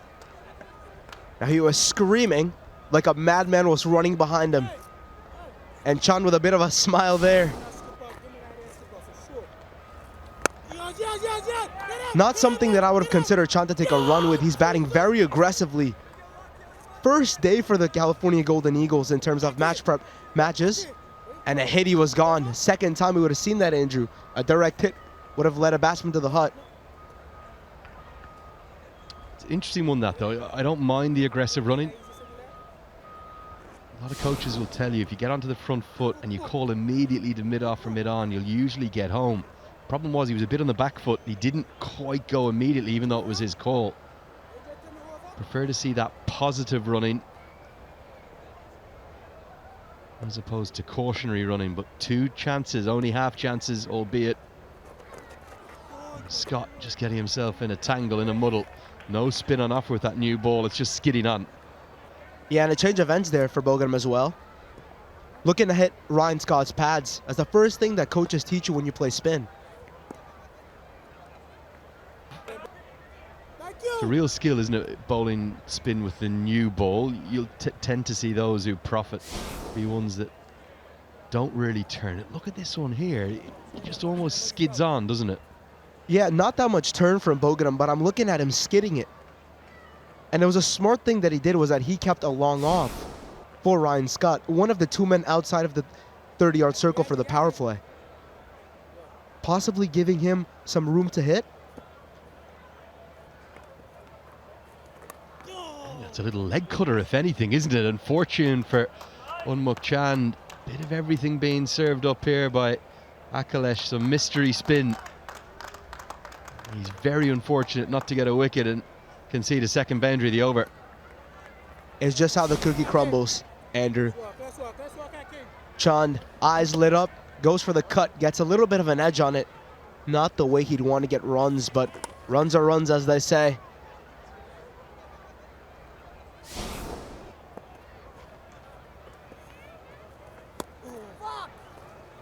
Misses the cut shot. 10 runs come from the over. It's 13 for none after 2.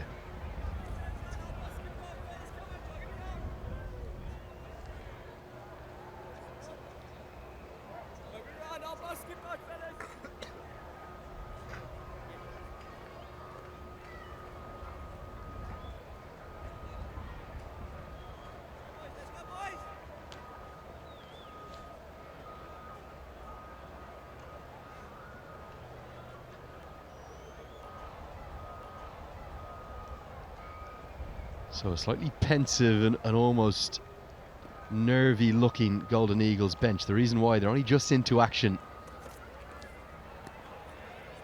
The 7th and final team to come into the group stages, the only side not to play yesterday. Each day, the 7 group days, one team won't play.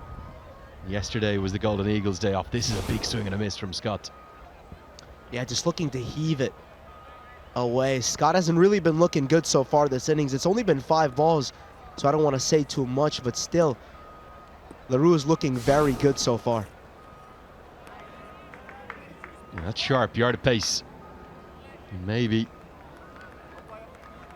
Hamilton, who didn't look overly pleased with having to change those sleeves, the umpiring team forcing him to change the colour from the white to black.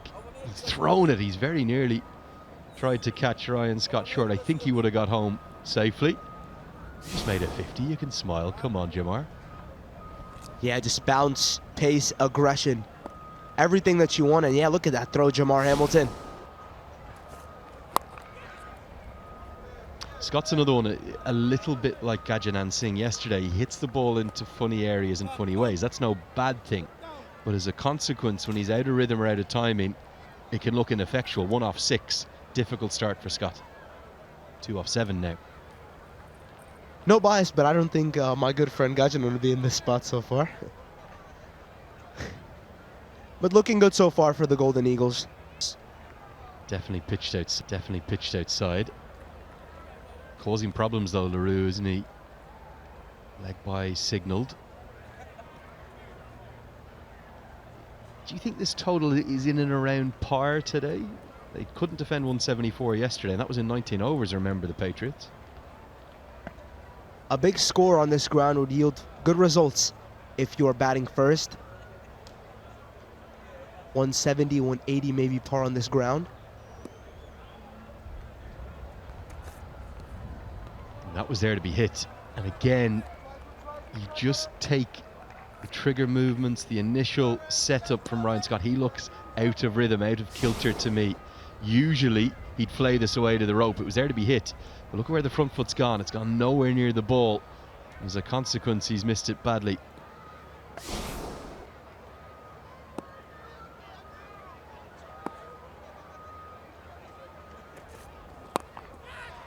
Well, it's been a tortured stay at the crease. Is it going to end? No, it's not. Hamilton did all the hard work. The catch isn't going to be taken, but the run out will be affected. Oh dear, ball watching from Ryan Scott. And Unmuk Chan says, what were you doing? The catch went down.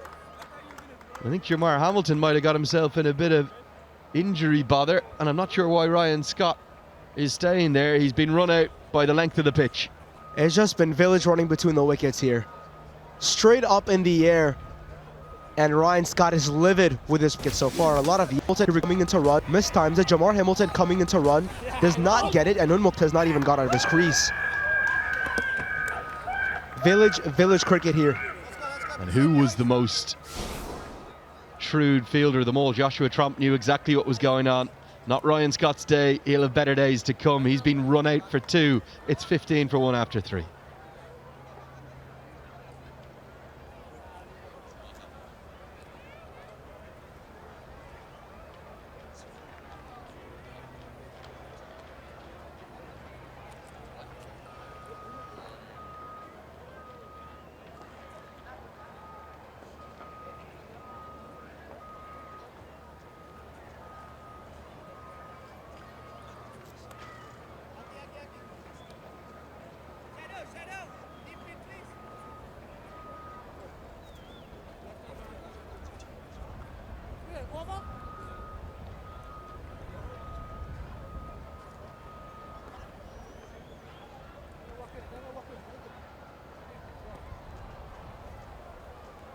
Yasser Kaleem in at number 3, bespectacled in all his glory.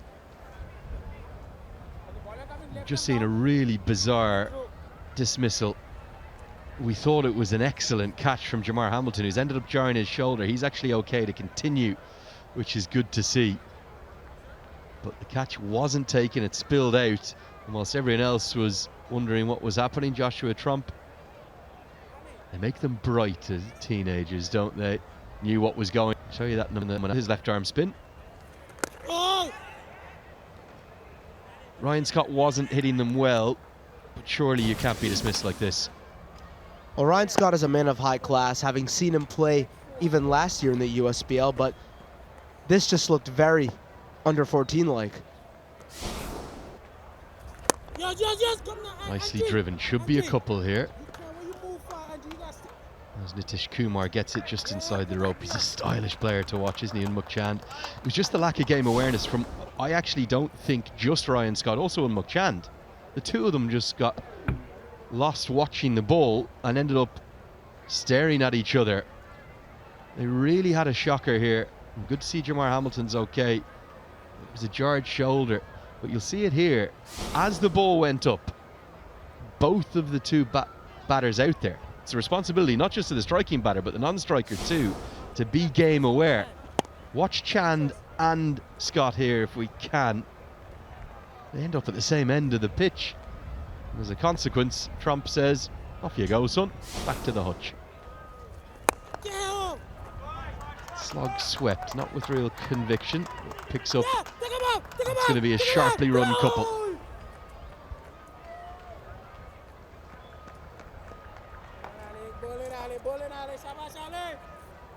Achan's got to build a real captain's knock here, real captain's inning, up against the 20-year-old experienced Ali Sheikh.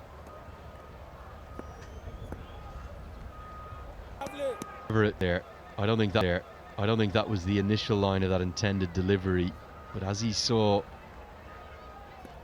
Chan giving himself room outside the leg stump, followed him down. Bowled him straight through. No turn on offer. And it's an ungainly hack across the line. Chand, he's usually so fluent through the offside. Twice in that over. He was trying to get on with it and he couldn't. And the Golden Eagles, well, they're in real trouble. Patriots have two early ones. Across the line, head up. Everything gone wrong for the California Golden Eagles in this power play, but a very commendable start for the Chicago Patriots. They've just been doing the basics. Bowling to their field, hitting the right spots.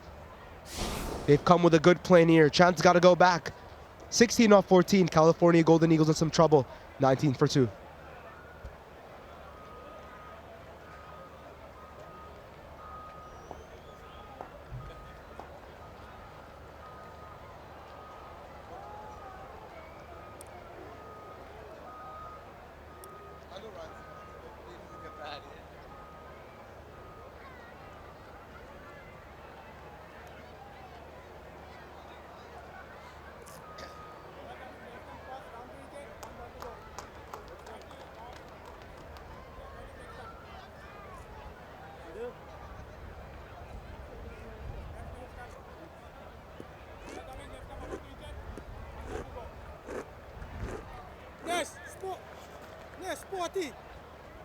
In at number 4. Left-hander will face the left-handed Ali Sheikh. Swing and a miss, good over that, just 4 runs from it. And the wicket too, it's still 19 for 2.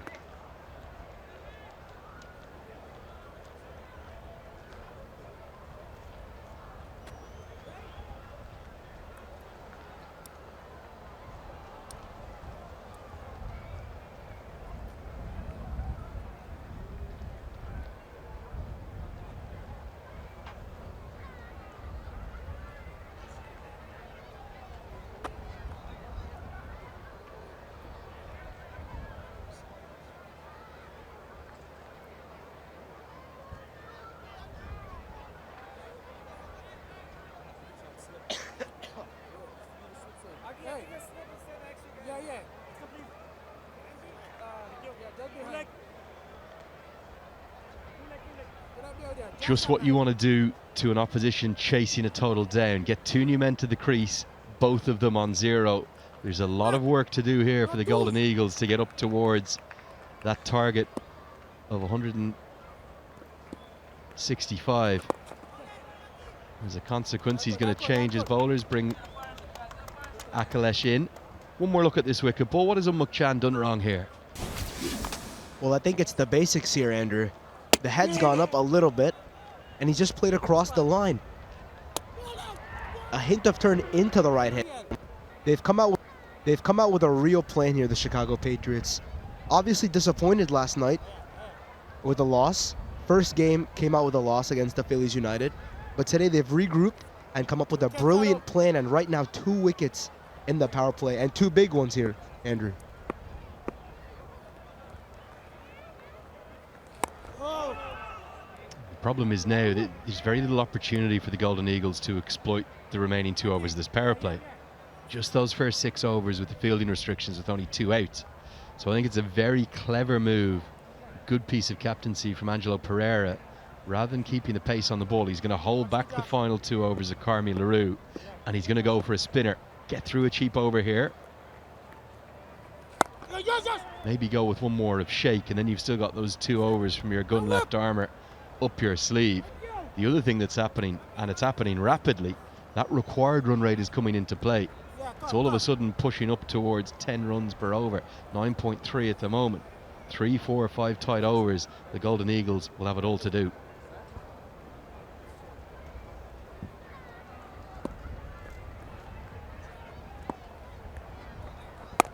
And what makes it a bit more difficult for the Golden Eagles is the fact that they've lost 2 of their primary batsmen, both openers back in the hut, with good experience, leaders of this team, senior players.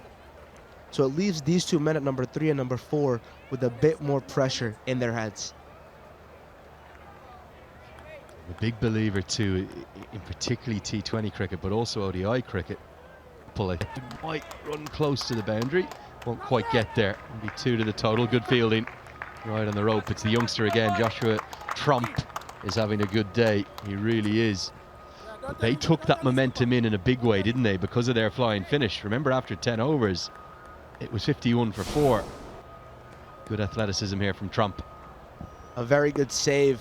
Just flicked it back, and he had a man back there to save it for him, Carmi LaRue. It is that tight over they wanted to get in. Only 5 runs off it. The required run rate continues to escalate. It's 24 for 2.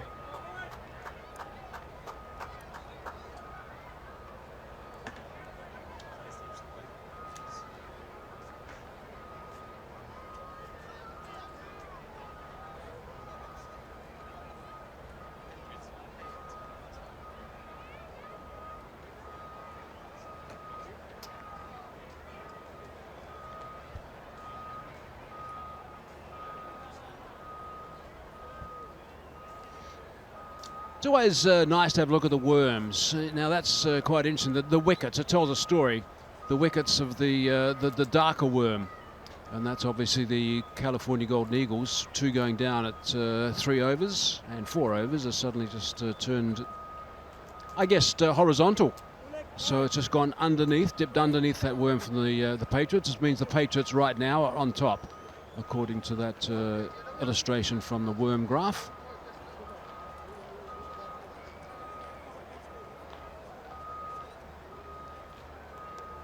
Patriots were 31 for 2 at the same stage, compared to, of course, the 24 for 2. Jay Surya into the attack. They get a single now. The thing with Shahan Jayasuriya is that he's got 2 to 3 different release points. And it's the lowest release point when he collapses his front knee. It's usually something that he does at the death overs. Be interesting to see if he wants to apply that in the power play today. I like also the way that he tries to give the ball a bit of a rip. Tries to generally turn the ball away to the left-hander now as an off-spinner. You can see he's just spinning in his fingers at the moment.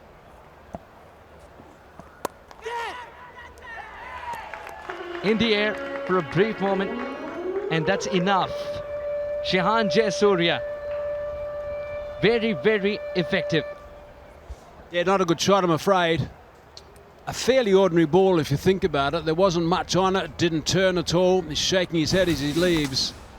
So disappointing the fact that these wickets are going down at this stage. So just straight to the man at backward square.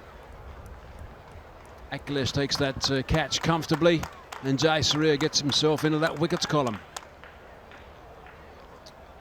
So doing nicely at this stage. They'll be very pleased with the way things are going, the Chicago Patriots. Bishnoi goes for only 3. 25 for 3 now, that's trouble.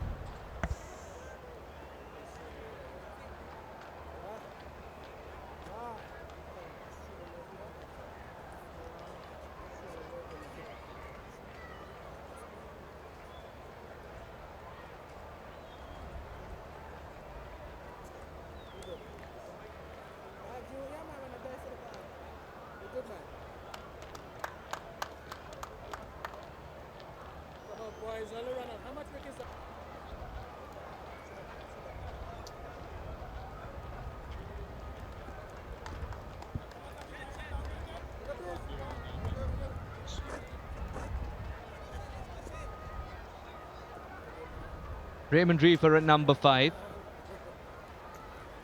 And little did he realize when he padded up initially that he was going to be used within the first power play.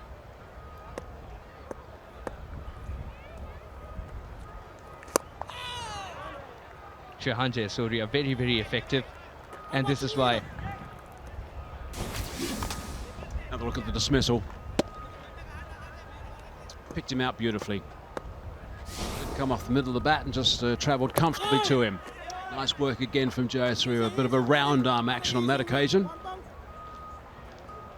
We'll talk about that round arm action as well. I remember Kevin Peterson calling somebody a pie chucker because it was very round arm action. He called Yuvraj Singh. But his round arm action is little more towards Kedav Jadav's book of round arm actions. Quite interesting that actually. It was the start of a very fine friendship between Kevin Peterson and Yuvraj Singh. They're very good buddies and made up and very close as friends these days. Yeah, that clearly showed on the field, isn't it? Clearly showed. No. 165, the target. It just looks to balloon a little more for California Golden Eagles, who've got one of their wings chopped off at the moment. 3 wicket, Shehan, it's a dream start for you. 26 for 3.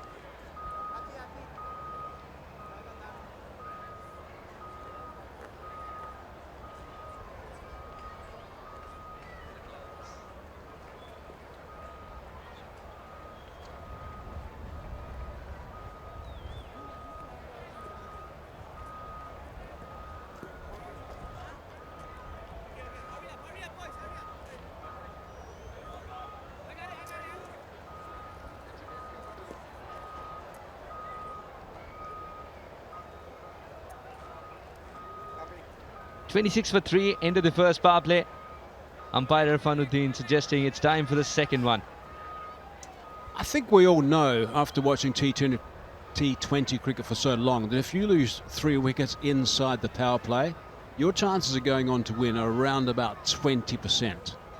So you've got to play really well from here to actually get 2 points for the California Golden Eagles. Search for the Maxwell in your side. Oh, good delivery. The other thing that is being done very well by Chicago Patriots is the fact that they're scooting through some overs fairly quickly. So every tight over that's bowled right now makes that net run rate drop.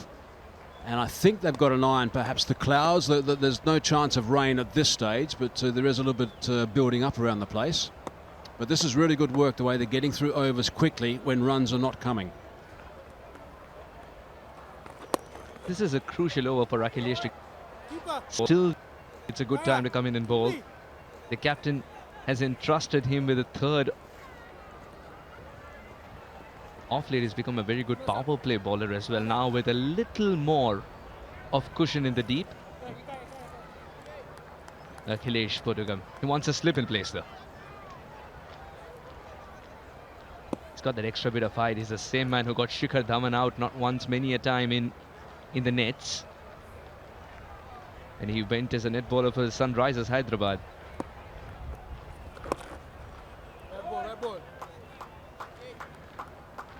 You've got to live by the singles at this stage because of what the score line reads.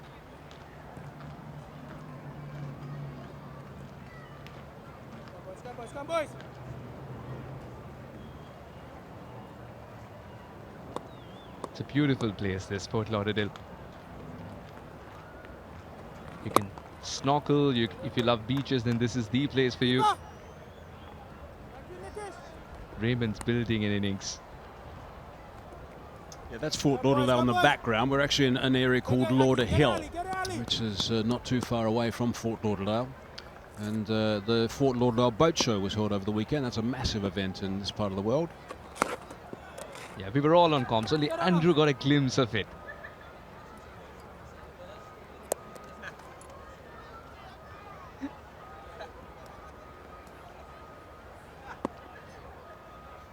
It's a tight over so far for Akhilesh. He's developed another...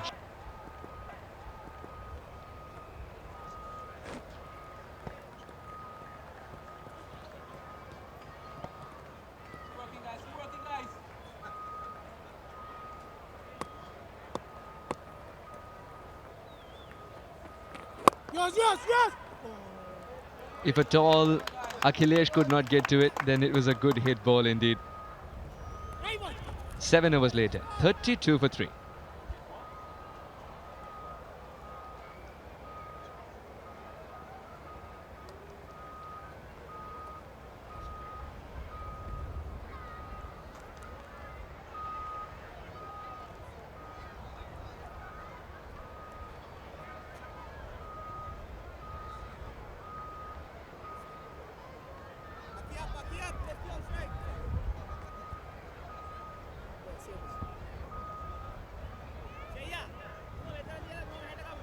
Seven overs gone, 32 for 3. Chicago Patriots got to 164 for 9 after being asked to bat first. Jamar's 58 was tremendous, along with Joshua's 39, which at that stage was very crucial. 32 for 3, the California Eagles in reply so far. Let's go down to Roshni, who's got someone special to talk to. I'm here with the head coach of the Chicago Patriots, Saurabh Bandigar. Saurabh, 3 wickets, taken in the power play. So far, a good power play for you guys? Yeah, I'd say that's a great power play. That was our plan coming into today's game. I think that's why we lost play. But I think to hit the spots as soon as you start bowling, there's no warm-up balls. And the boys have done that. So happy about that. Absolutely, and the bowlers that you guys have, you have a variety of bowlers with obviously the pace you guys have, some spinners. And speak about, I know, the opposition have some left-handed batters, and you added in Akhilesh, who wasn't there yesterday. Yeah, I thought Akhilesh was a good option for us, considering that they had a few left-handers. He didn't play yesterday, so we rectified a little fault there. So I think he's doing pretty well. He started well in the first over, and the second over wasn't bad too. And coming in from a loss yesterday, I'm sure the team's moral, wasn't at the best. But coming into this game, what was the team chat, and especially in that mid-innings break?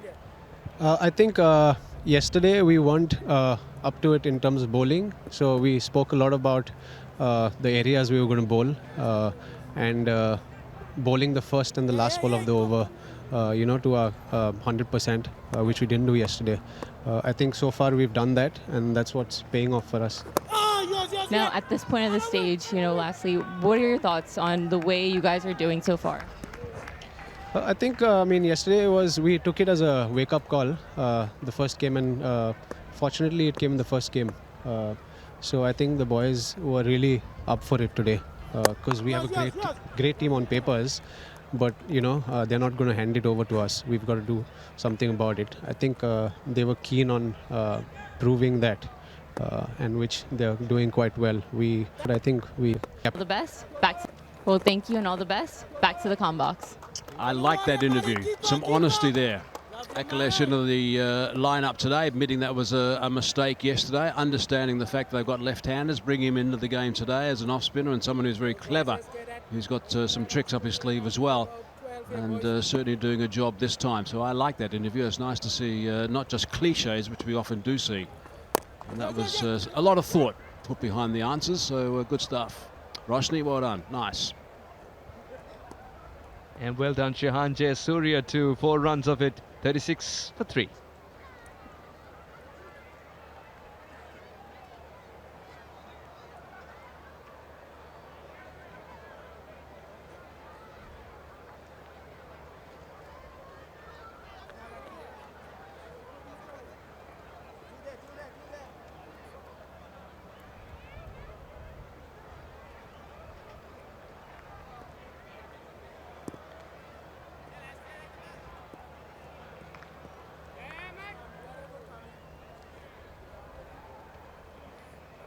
129 in 72 balls.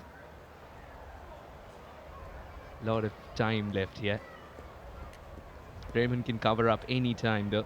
He knows he needs to play himself in because of the situation. Akhilesh has gone through the gate this time of Yasir. He barely moved. There's a bit of a smile there. That is really clever bowling.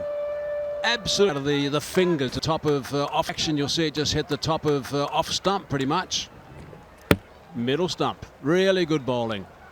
Nice stuff from Akhilesh. That is class. Important wicket, 4 down now. Kaleem is on his way back for just 7. 36 for 4.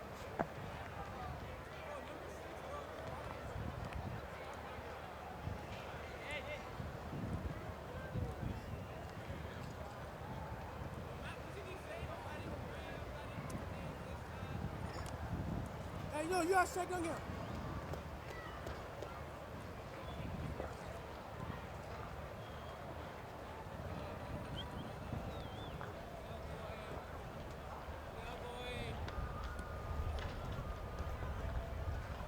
The breeze has changed here, boys. The breeze has changed. Yeah, you good, Oscar. You good.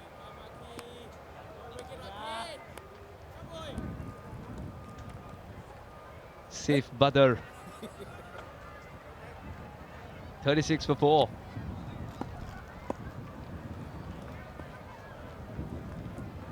Slip in place for Akhilesh Bodhagam. Sometimes you need to earn the trust of the captain enough to get a slip in. Now look at that dismissal, because I think that was really impressive. Just coming back through the gate. Getting a little bit of bounce as well, hitting the top of middle and off. Really didn't know too much. Probably here through the stump mics. That's getting a little bit windy out in the middle right now. Just to, we were talking earlier about the fact there are some clouds around the place. Not too threatening at this stage. But these spinners are doing a superb job in getting through the overs quickly at a crucial part of the innings and also picking up wickets. So good so far for Akhilesh.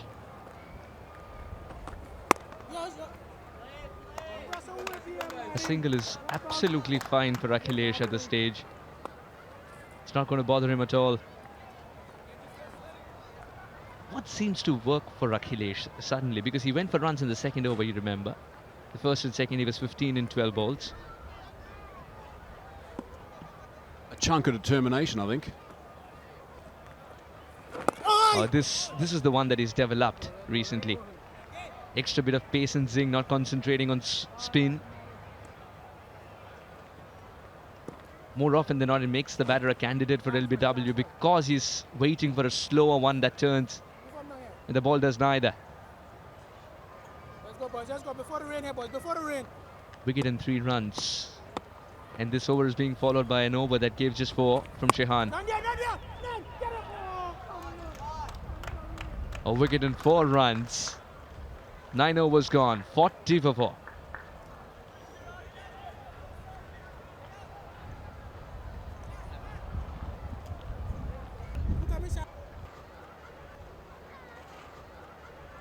Keep him in the crease.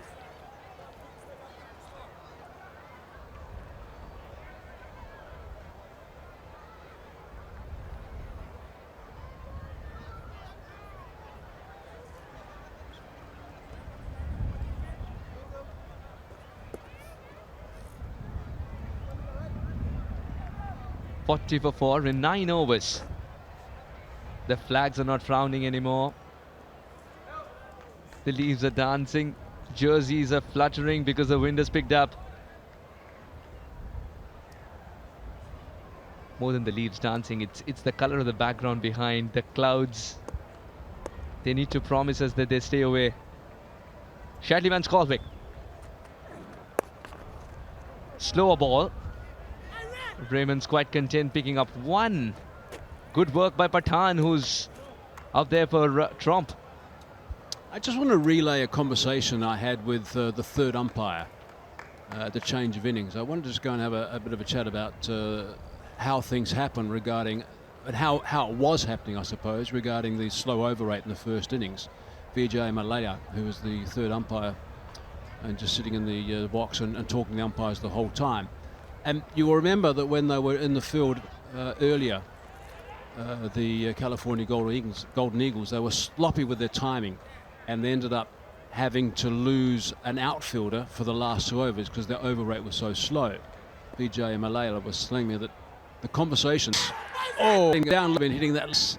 I think it might have been hitting that leg stump. Personally, we don't have DRS in this, but you've got to respect the umpire's call, of course, in the game of cricket. But it was very close.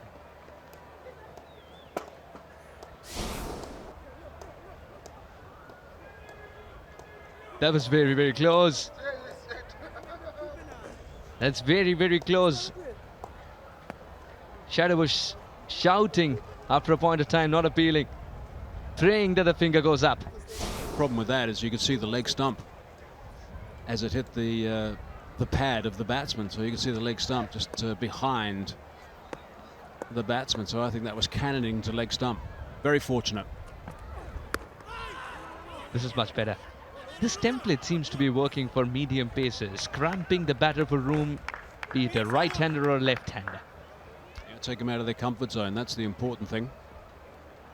Let's have a look at that replay of that LBW before I continue my conversation. Have a look at that leg stump. You'll see it behind the leg of the batsman where it hits. So definitely canning into leg stump as far as I'm concerned. I think Van Schalkweger's got reason to be disappointed, but he took the decision on the chin. Beautifully driven. Everything was right about that shot. Raymond Reefer, he was saving it for a while, it seemed. Yeah, it's a terrific drive. Really is. The last time I saw Raymond Reefer play, apart from this tournament, was when he was batting number 3 for the West Indies in South Africa in a Test series. And he played a couple of nice drives like that against the likes of Rabada and North for sure. Bowlers in South Africa. Good point. Good slower delivery once again. Yeah, it was clever. Back to my conversation with Vijay Malaya, the TV umpire, the third umpire. And he was saying that I wanted to know how they go about it and how slow they were, the Golden Eagles, when they were in the field earlier today. He told me after the first over they were 3 minutes down after the first over, so it was a battle from that moment on. The umpires started talking to the captain after the first over, so there's communication literally every over for the entire innings. So the umpires were trying as much as they possibly could, but the captain unfortunately wasn't listening too much, and that's why they got themselves in trouble. So it was really bad game management. 46 for 4.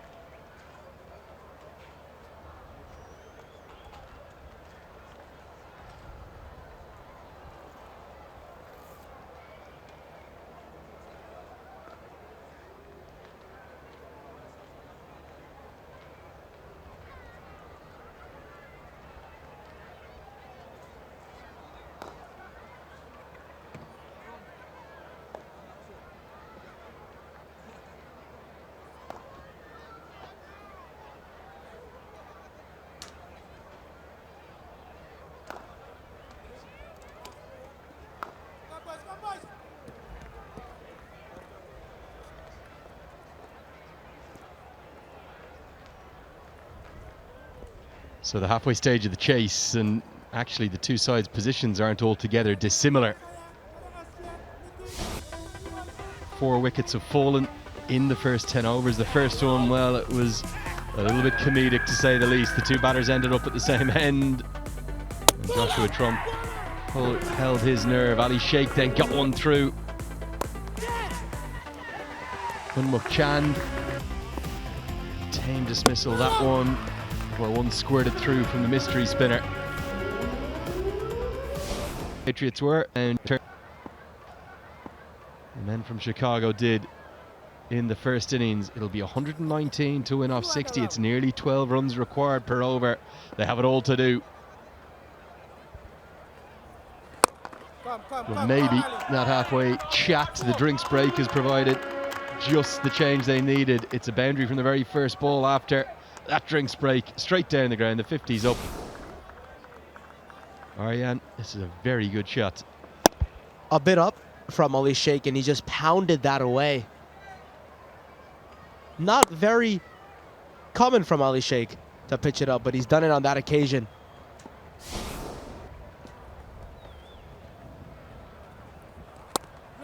This time it's darted in and cut away.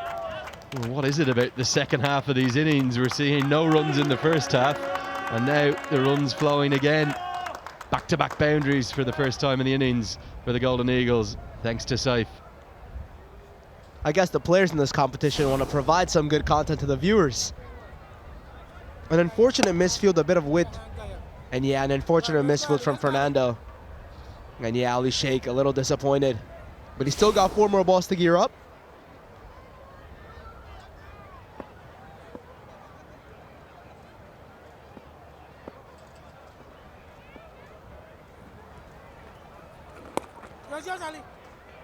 And you've got to bear in mind in chases like this, particularly with, I think today and tomorrow we could see a few rain interruptions. We saw it yesterday, just one over, but you have to know immediately, but there's something will go off immediately, but there's a very heavy dark cloud just passing over. Let's hope it can skirt by the ground.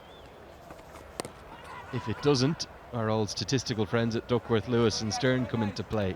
And at the end of the 11th over, the Golden Eagles would need to be 88 to be par. They are well behind. They need to hope that rain doesn't come anytime soon. Gonna have to get a lot of runs.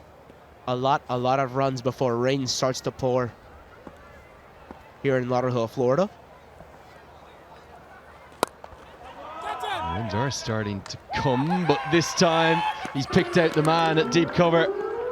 2 boundaries from Saif Batter to start the over. Tries to repeat the dose, and all he can do is hole out. And Ali Sheikh, he strikes back. Delight for him, and a shake of the head for Saif Batter. Golden Eagles in huge trouble. And Angelo Pereira, a much happy captain. We see a big smile on his face. Just picks the fielder out in the deep. Shadow, I believe that is.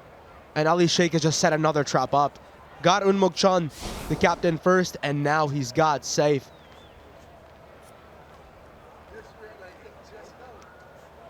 It's 56 for 4 after 10.4.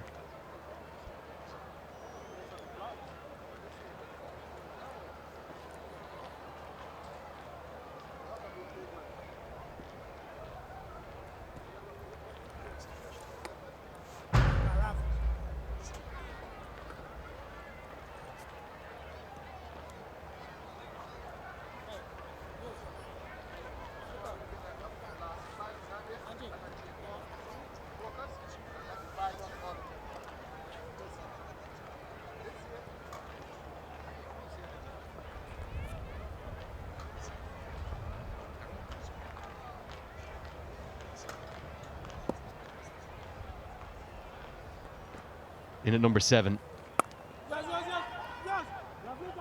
In comes Gaurav Kumar. That gets us to the end of the 11th. It's 56 for 5.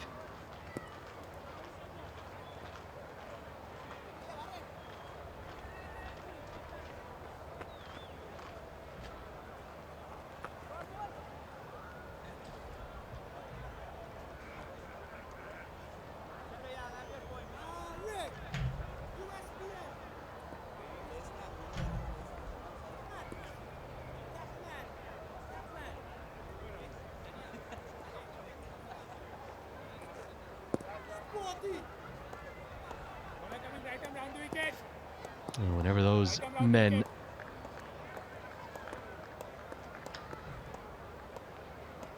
are having a little shuffle, those ground staff, we could be in trouble. So the big shots have to come when they're starting to roll. Dragged down. It's pretty friendly, aren't they, these off breaks from Shehan Jayasuriya? And Raymond Reefer more than good enough to get it all the way for a maximum. Action aplenty in this second half already. Well, Raymond Reefer is going to have to put his hand up and say, I'm the man to do this. You can just see it's a bit too short from Shehan Jayasuriya. He's rocked back on the back foot. Perfect transfer of weight.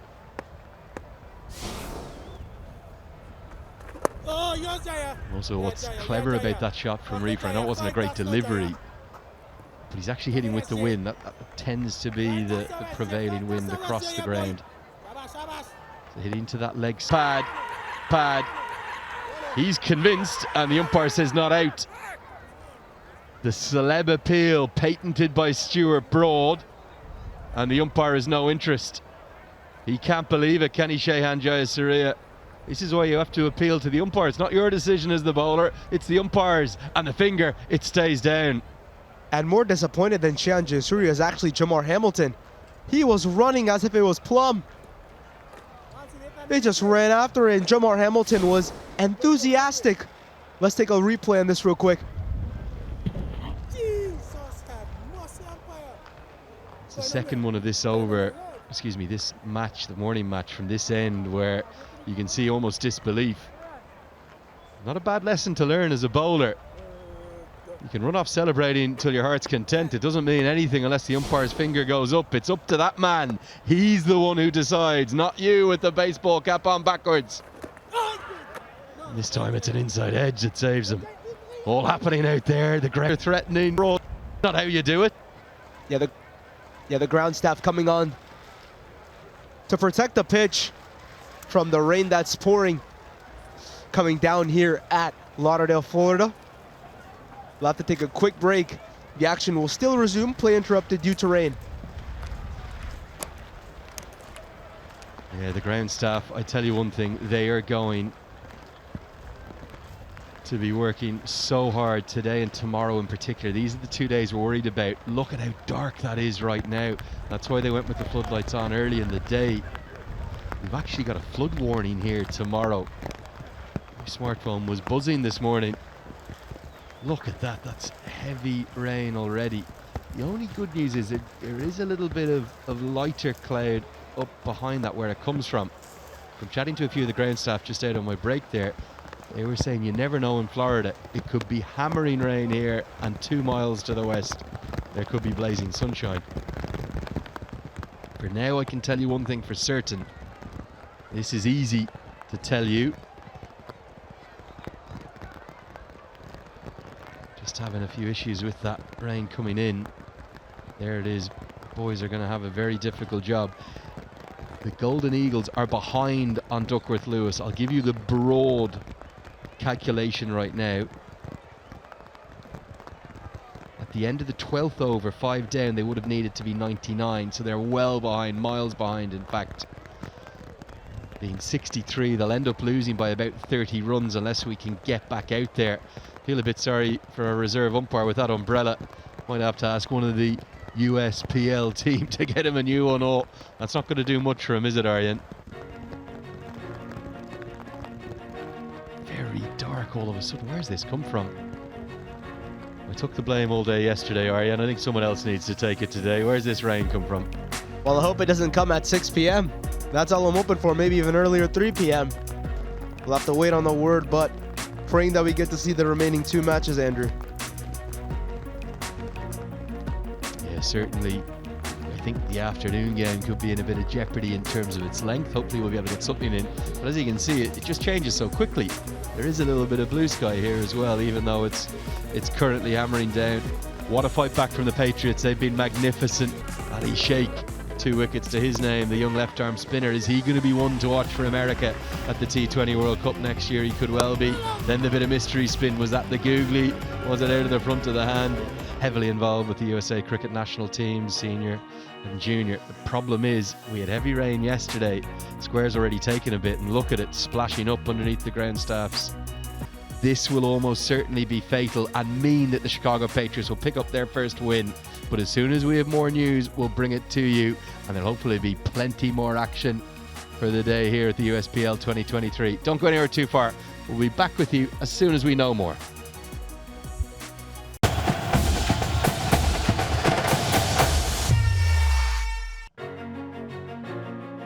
This has been the pattern of the day. It's been a very frustrating day. There's been a little bit of action first up this morning, but then suddenly the rain came, and it did stop for a little while, but then it soon came back again. And at times it was extremely heavy. And the drainage here at this ground is very good, but can only take so much water. It's going to take a little bit of time to get rid of this. A little bit of a breeze from time to time. It's been bringing in the showers, but it's pretty full in the sky now, fairly grey all the way through, and there are real problems with the rest of play. Unfortunately, that's the news we're bringing you for the rest of day 2, as we just reflect on what happened so far in day number 2. Yeah, it was supposed to be a triple header. Match number 4 is when the Patriots won by 34 runs by Duckworth Lewis and Stern method. Match number 5 eventually got abandoned, and we can't play 6 as well. Carolina Eagles and the New York Cowboys will split points. Today at the Broward County Cricket Stadium, Florida, it's the Rain Gods who actually won. And this is how the points table looks like.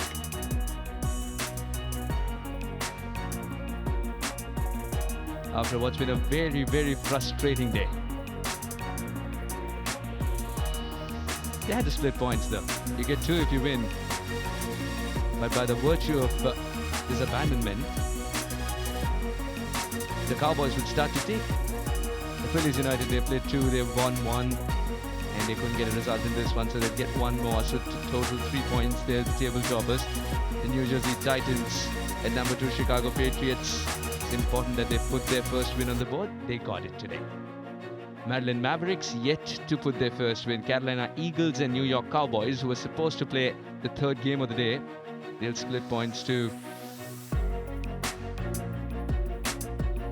Yeah, you mentioned the 2 points for the Chicago Patriots, and it was so important for them to get the points. This is Mario Lovin right at the start, getting some wickets for the Golden Eagles from California. Not 1, but 2 wickets. Jay Surya, the dangerous Jay Surya, a couple of fine deliveries, by the way. That was a drop catch, which was fairly costly. Some runs were scored. This was Nitish Kumar, who played really nicely. He looked like he was in really good form. 1 or 2 of his partners didn't play all that well, unfortunately, and he was a bit of a spectator at the other end. But he got bogged down, and this is when he was dismissed. It was a bit of a bobbling catch, but it was taken in the end. This is when Jamar Hamilton and also Joshua Trump decided to get involved and get some runs. It was a wonderful stand between these 2 guys, a 94-run stand, which rescued them. So that was superb work, particularly from Jamar Hamilton. We'll see towards the end some massive blows, some outstanding shots. That was his 50. He wasn't finished. He went on to get a few more than that, and some of these shots are just quite extraordinary. So it was really nicely played until he was finally dismissed. And then they just lost a little bit of momentum, but in the end it was also quite a good total. So they were quite pleased, I think, with what they did in the end, considering where they were. There was a fine catch on the boundary, and that was Trump just being dismissed down the leg side. Another skyer and another wicket. It ended up just past the 160 mark. So it was really good stuff, even though there were a couple of smiles from the boys from California. But the smiles didn't last very long. They lost some wickets when they first arrived. A strong shot or 2 right at the top, but then the wicket started to tumble, which really caused them some problems. And this was a little bit comical, actually. Keeper couldn't quite get there. That was Hamilton. And then Trump just picked up the ball and took the bails off. Just walked through, and that was a run out, which was costly. A couple of key players. This was Monk was dismissed. Just very clever bowling. Another dismissal, just chopped away back of the square. Simple catch, and this is when the wickets were tumbling. Some terrific bowling as well. It was really good to see. So they lost their way, and they were under pressure from quality spin bowling. And it wasn't long before the rain did come and upset proceedings when they were really struggling. And it was a victory in the end by the Patriots of 34 runs from Duckworth, Lewis and Stern. That was LBW. Well, it wasn't. Everyone thought it was, except the man in red, and he counts. And that's when the rain started coming in. Hamilton, the keeper, was quite distraught that that wasn't given. But, the players didn't get back on. But there was a victory and a couple of points to the Patriots. Hamilton, due to his excellent half-century, was adjudged the player of the match as well. Crucial partnership with Joshua is what Chicago Patriots were required as well at that time, and that's what got them ahead in the game too. Eventually, it was the Patriots who won by 34 runs by Duckworth Lewis Stern method. California Golden Eagles, they need to reset, go back to the drawing board and try and pick up their first win in the next one. It's a big day coming up tomorrow. We're praying that the skies cooperate to first it be the Titans taking on the Golden Eagles. Chicago Patriots and the Mavericks is the second game, and then Phillies United will take on the Carolina Eagles. We really hope to see these teams lock horns against each other tomorrow from Broward County Cricket Stadium here in Florida. Unfortunately, these are the pictures right now, so obviously that last game is done and dusted. So we've got to front up tomorrow and hope for a bit of sunshine. So that's where we are at the moment. Frustrating day for all of us. We'll look forward to you joining us for hopefully plenty of action on day number 3.